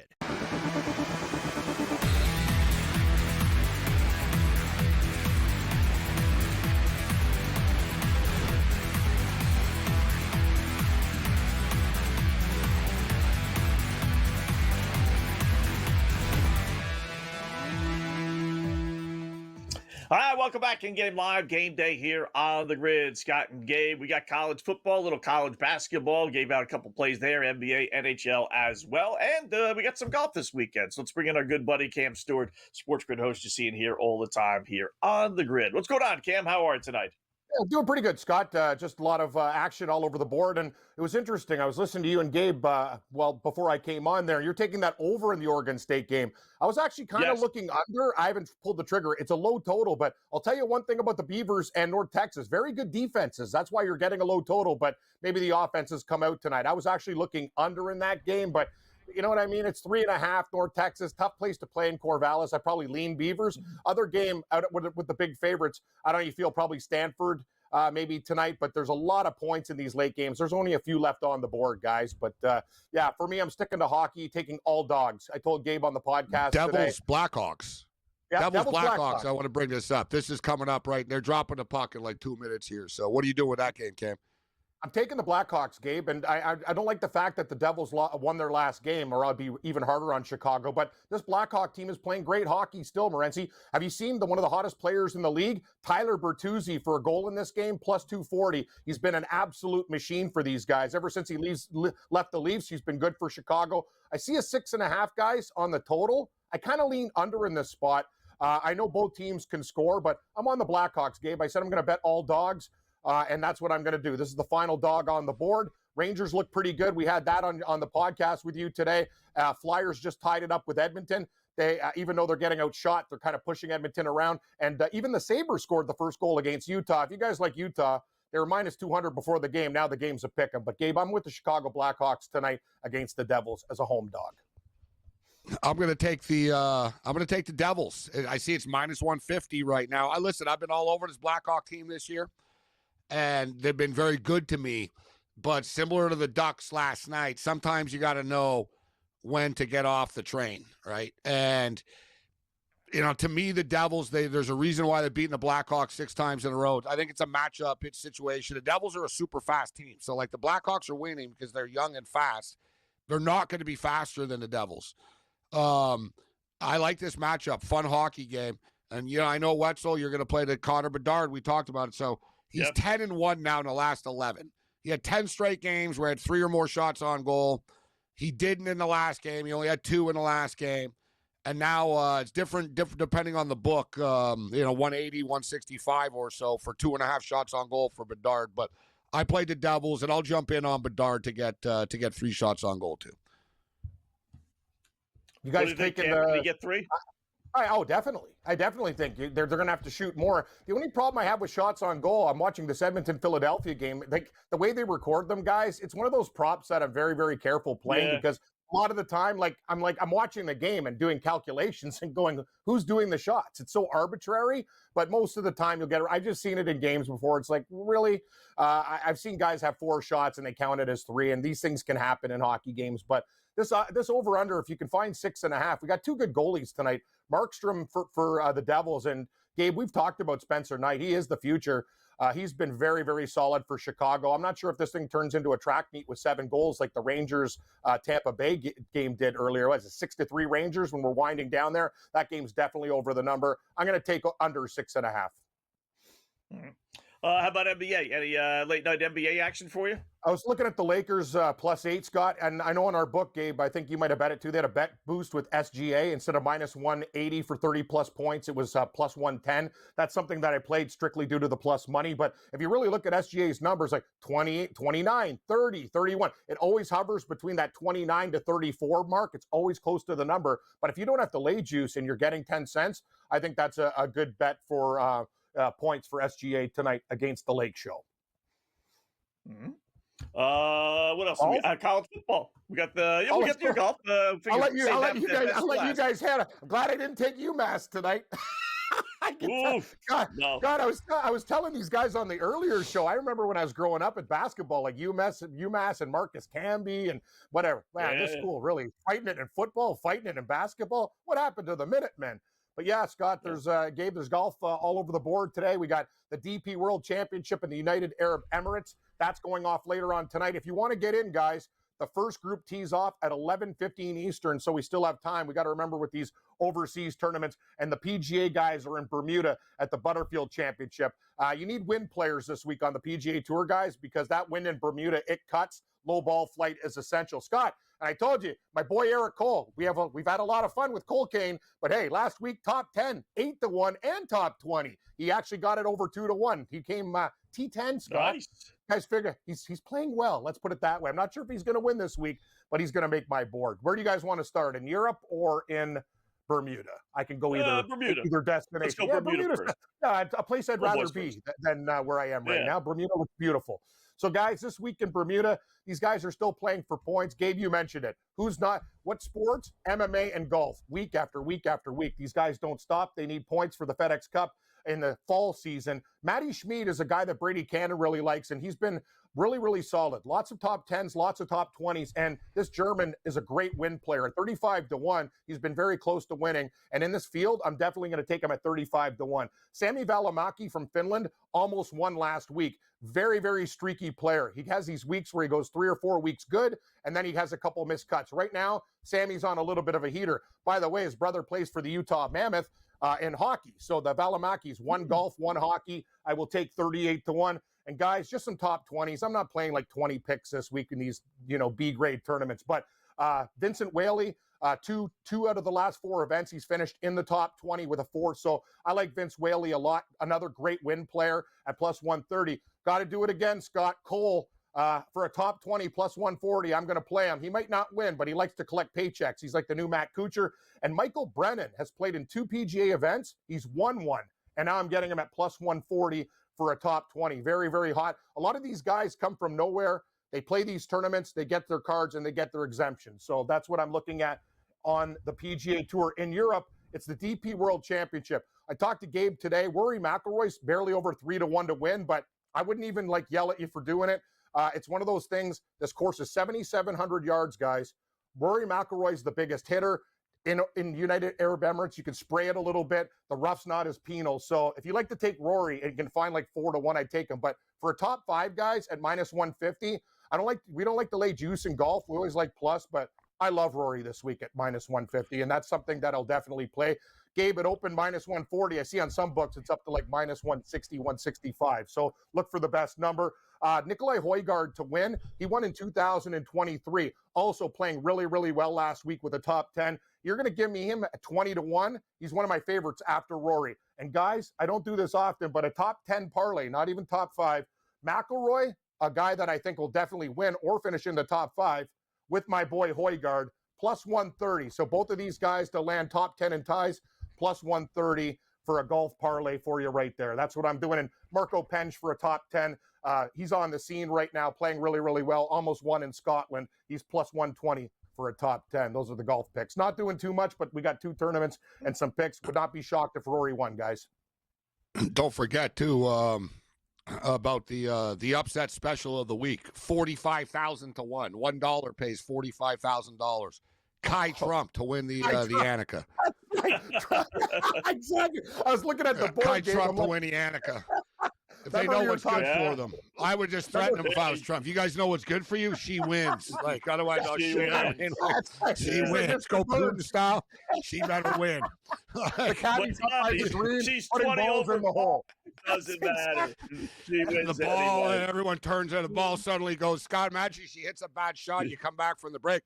A hole in one for Kai Trump. Oh my God! It hit a tree and hit it in. No, honestly, I give right. It's like the Putin team. The Putin owns a hockey team in Russia. It's like they always seem to get the calls. Yeah, you got a back call. Well, who's the owner? Well, Putin owns this team. Exactly. It's funny too. They always win, 12-4. The refs are they can kill you. That's funny.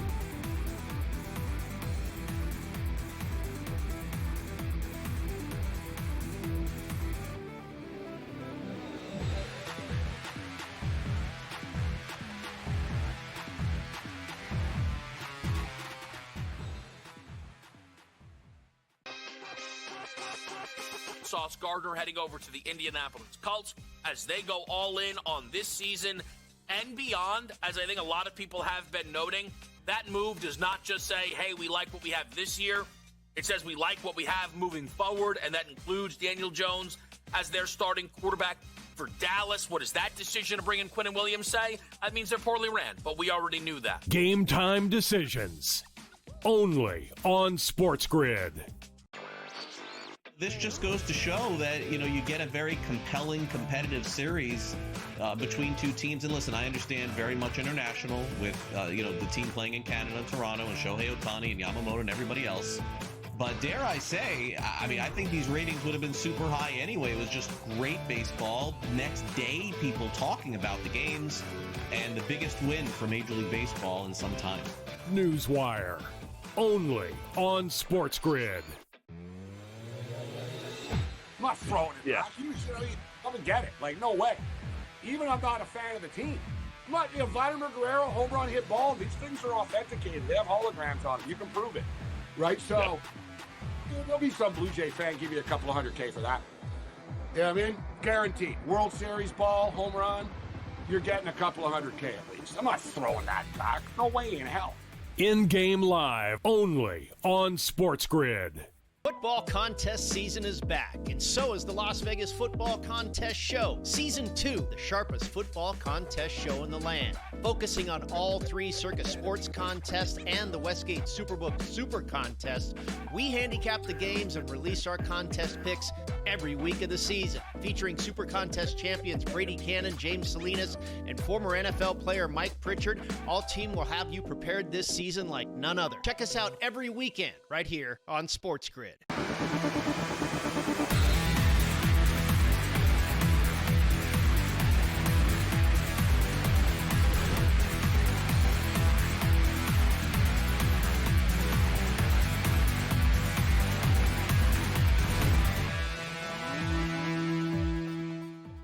Welcome back in Game Live, Game Day here on the Grid. Thanks for Cam Stewart joining us with his golf picks there. I see Kai Trump. They get FanDuel caps it off at 1,000 to 1. So she's in the LPGA event this weekend. So they got it at 1,000 to 1. So, but even for $5, so they're topping it out. That's the thing. I'm glad you Yeah. bring that up, actually, because people don't realize this. There's fine print at a lot of sports books, guys, that says they won't pay you if you win more than like $65,000 or something like that. Yeah. Like, honestly, like, so at least they max it out, and they should leave, they shouldn't fool you with that stuff, though, because there's instances where people will win like $300,000 on a horse race, and they'll be like, "Oh, read the fine print, we pay maximum $90K on a horse race or something like that." But right, the sports books are smart, Scott, because they're gonna make some money, right? Hardcore Trump fans, people that are just like, "Oh my God, look at these odds," right? But they're not letting you bet anything which is frustrating me. Like, that's what I was looking for. Because I was like, there's not a hope in hell she makes the cut. Right? So that was my bet. I was like, I was going to please tell me she's on to make the cut list. She's not. They know she's not making the cut. So they're just trying to sucker people in with these props with her. But she can play. Like, she's not like... She's going to the University of Miami. So she's playing golf at the University of Miami with the Hurricanes, but she hasn't started playing yet. So she's playing in the next golf season coming up. She does have 6 million followers online, and she does do golf videos with golfers and stuff because she's got access to them, obviously. So she does videos with, Rory McIlroy and Bryson DeChambeau about golf. So she is big. She is a real golfer, Scott. She can play. Right. But from what I understand, she played once not in an LPGA event, but she played once in a sort of real thing, and I think she shot 88 or something, or a 90. Ooh. She's not a legitimate threat. A lot of people are upset that she was invited. Right. She's only 16 or 17. She's not ready yet.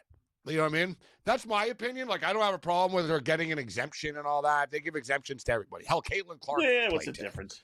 Right? Yeah. So whatever. People play, and she ran it. She's pretty good, Scott. Caitlin Clark drilled a nice putt. I saw that. Yeah. She's just one of those people that's good at anything, right, Caitlin? She's just she's a gifted athlete, Yeah. I'm surprised they don't, and maybe they will eventually. They'll have a Charlie Woods versus Kai Trump, match-off or something good. Throw Caitlin Clark. Yeah, a couple of rows. Well, we'll find out. If she becomes really good, right? I mean, she could be huge. Yeah. There's no doubt about it, right? But or will she fizzle out in college and just sort of become, social media? She's got a clothing line and stuff too already, right? So she's not dumb. So she's cashing in. Yeah. I'm a little surprised and pleasantly that they haven't thrown Caitlin Clark down our throats as much as I feared. Yes, she's everywhere, but not quite as bad. I mean, I thought she'd be everywhere, and she would sell. The media's backed off. Yeah, I mean, even goofy events I'm talking about. Do a match play. If there was a match play, Caitlin Clark versus Steph Curry. Oh, you'll like this one. Charlie Woods. You'll like this one. People would watch. Because I view you as being on the side of Bobby Riggs when he played Billie Jean King. You're the sexist between the two of us. Yes. You're like, absolutely. So you're gonna love this. Then this is right in our wheelhouse. Sabalenka is playing Kyrgios, man versus women, for real though. It's not just he's a nut. They're reliving he's not it. Gonna go soft. And it's the same thing. He talks smack. He said, I would smoke Sabalenka. He goes, I'm injured and older, and I'm going to kill her. And she said, all right, bring it on. They're playing for $5 million, $10 million or something in Dubai. I'll get you the date. We'll cover this one. There's going to be odds for this. This ain't no Kai Trump. They'll be betting on this. So you're going to bet on the man. You're going to be all over him, the smoker. Honestly, Gabe. Let me see if I can get odds right now. She would not win a point on his serve. Legitimately. These guys it's not that extreme. He predicted. They said, so what's your prediction? He said, he goes, listen, I'm not saying I'm going to win every game. He said, I'm going to win 6-2, 6-2 type thing. That's what he said. He'll win 6-2, 6-2, 6-2, 6-3. That was Kyrgios' prediction. I'll get you. Let me get the odds up here. Nick Kyrgios versus Sabalenka. She won two games. I'd give her a 6-1, maybe because he feels bad. She wouldn't be able to return. He won't feel bad. He's a jerk. He is the guy to do this. Like if you're gonna do it, he'll win 6-love then. Yeah. So Kyrgios and Sabalenka will square off for 2 sets in Dubai on December the 28th. A first 10-point tiebreaker will be played if they split sets. With court dimensions 9% smaller on Sabalenka's side, giving Kyrgios less room to land winners. Here we go now. Interesting. Here we go. Yeah. Already they're making it easier for 9% smaller. Already. 9% smaller on Sabalenka's side. Both players will be limited. They obviously don't switch sides. They're not going to switch sides. Yeah. The 28th. All right, so here he is. What's going on? He's already feeling it here, though. Kyrgios admits to feeling pressure. As confident as about defeating Sabalenka in the so-called battle of the sexes next month, Nick Kyrgios admits to feeling pressure. I was in Hong Kong recently, and a lot of the male players were like, "Oh, look, you're representing the male players here." And he said that they're worried about it. I'm no stranger to taking heat from the media. I'm excited no matter what happens. I'm going to go out there and show the world that as good as she is, she's got weaknesses. Sounds like he's ready to take Sabalenka down. I don't want to see any Bobby Riggs losing on purpose. This is not a 56-year-old man here. He's if it's on the up and up. So he's ranked 652nd in the world right now, just for the record. Like he hasn't played. He's 30 years old. He's injured, so he hasn't played as much. All right, we got to get odds up for this, and there's going to be a big point spread. There's going to be a big point spread. Like Sabalenka is going to be getting like plus 5.5 or something. Yeah, 4.5, 5.5 games for each one. That's a Sunday. They're going head to head against the NFL. That's dumb.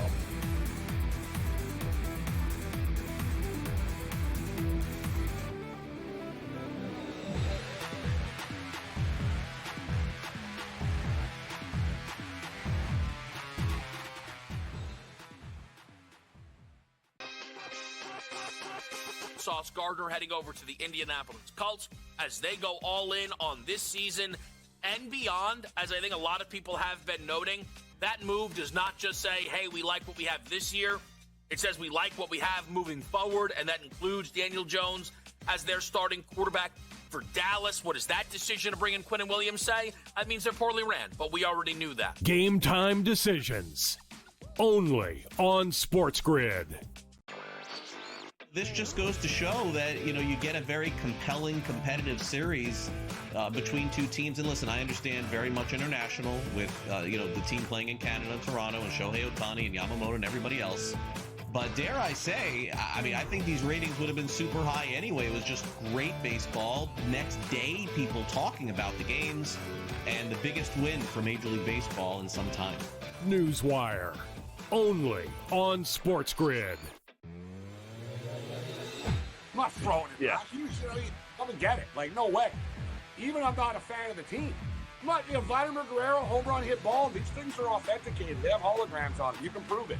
Right? So, there'll be some Blue Jay fan give you a couple of $100K for that.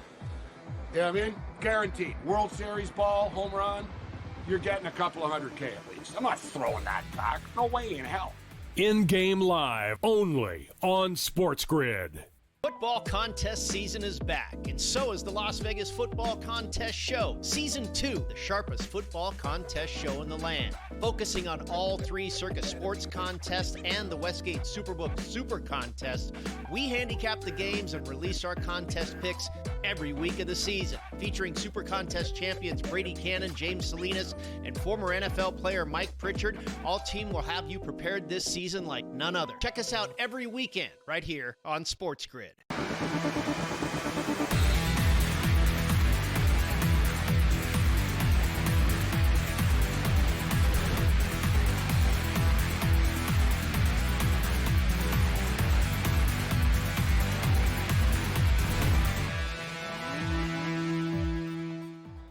All right, welcome back in Game Live, Game Day here on the Grid, wrapping up shop, but still plenty to get to over the next couple of minutes here, including odds on this proposed tennis match. Let me guess. Yeah, I wish before it you wasn't tell on a me. Sunday, Scott, that we were on again. I know, right? And it really should be on a Monday or Tuesday night, like when nothing else is on and people would really tune into this.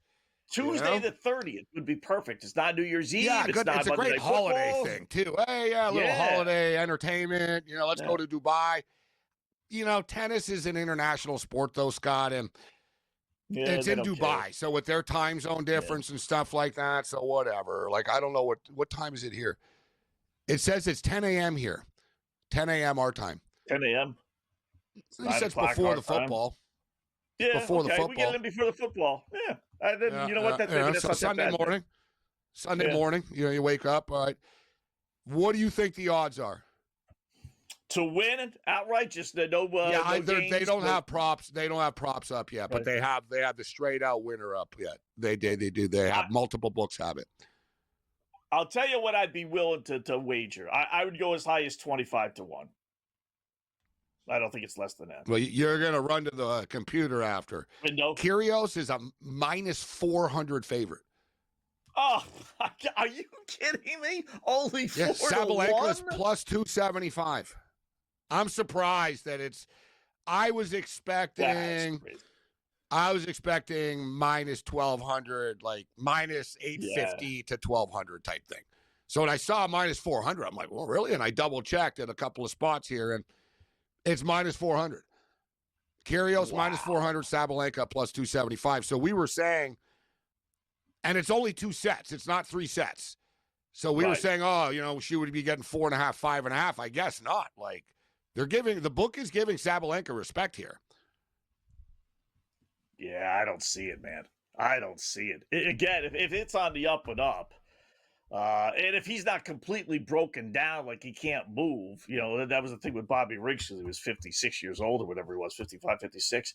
If he's at least in shape and hitting the ball well, 10% less space is a lot on a serve. So maybe he can't hit it quite as hard. My opinion is he wins, but it's a hell of a lot closer than you think it will be. That he's not going to steam. Like, even he said 6-2, 6-2, 6-2, 6-3. That was his prediction. I'm saying that it's going to be more like he's going to get a scare, I think, in one of these sets. She can play, bro. And you know what? At least she is the most powerful woman. You're not taking Leylah Fernandez, and I love Leylah, but Leylah Fernandez from Montreal, she's a really good player. Like, she's literally like 5'6", 5'5". Like, she's a small little girl. It's amazing that she plays as powerful as she does, but Sabalenka's big, right? Like, Sabalenka can smoke the ball, but there's still a big speed difference with the serves.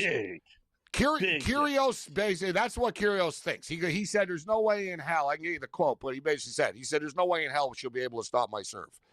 That's what Kyrgios thinks. But I'm just hypothetically, Scott, what if she does? What if she's returning his serves and it catches him he's not the most mobile dude. Still be slow. Yeah, but his ground strokes would still be 10 times harder than what she's faced. I just don't. I really don't. I don't think she'd win. If she was able to return the serve, it would just be like a lob for Kyrgios to slam. I don't think she'll get more than a couple of points on his serve. I really don't. If he legitimately plays this, it's only minus 400. Oh, you're gonna have him in every parlay with your football on Sunday, December 28th, in bowl games. Yeah, exactly. Yeah, I mean, that might be one of those plays where I don't do anything. Every blue moon, I love something so much that I don't do anything else. But you know what? Let me win this bet. That's 4 to 1. I guarantee you that'll be higher. Come first. Yeah, if you want to get in, exactly, because no one's really talking about this yet, right? Yeah. I'm just sort of poking around now for early predictions and from people in the tennis world. It goes back to the proverbial: would a high school boys team beat a WNBA team or a college basketball women's team? You can have your debate back and forth, but you take some of those city kids in high school, they would destroy a WNBA team. They just would. One thing. A top high school team. Like, those kids are like, they could play in the G League and stuff, right? So right, there's the thing. But basically, you see here, they're both taking it seriously. Like, Kyrgios is training already, and she ain't effing around. Like, she says she wants to beat him. So it'll be real. Good. That'll be fun then. That'll be fun. I hope they actually do it. All right, we'll be back tomorrow.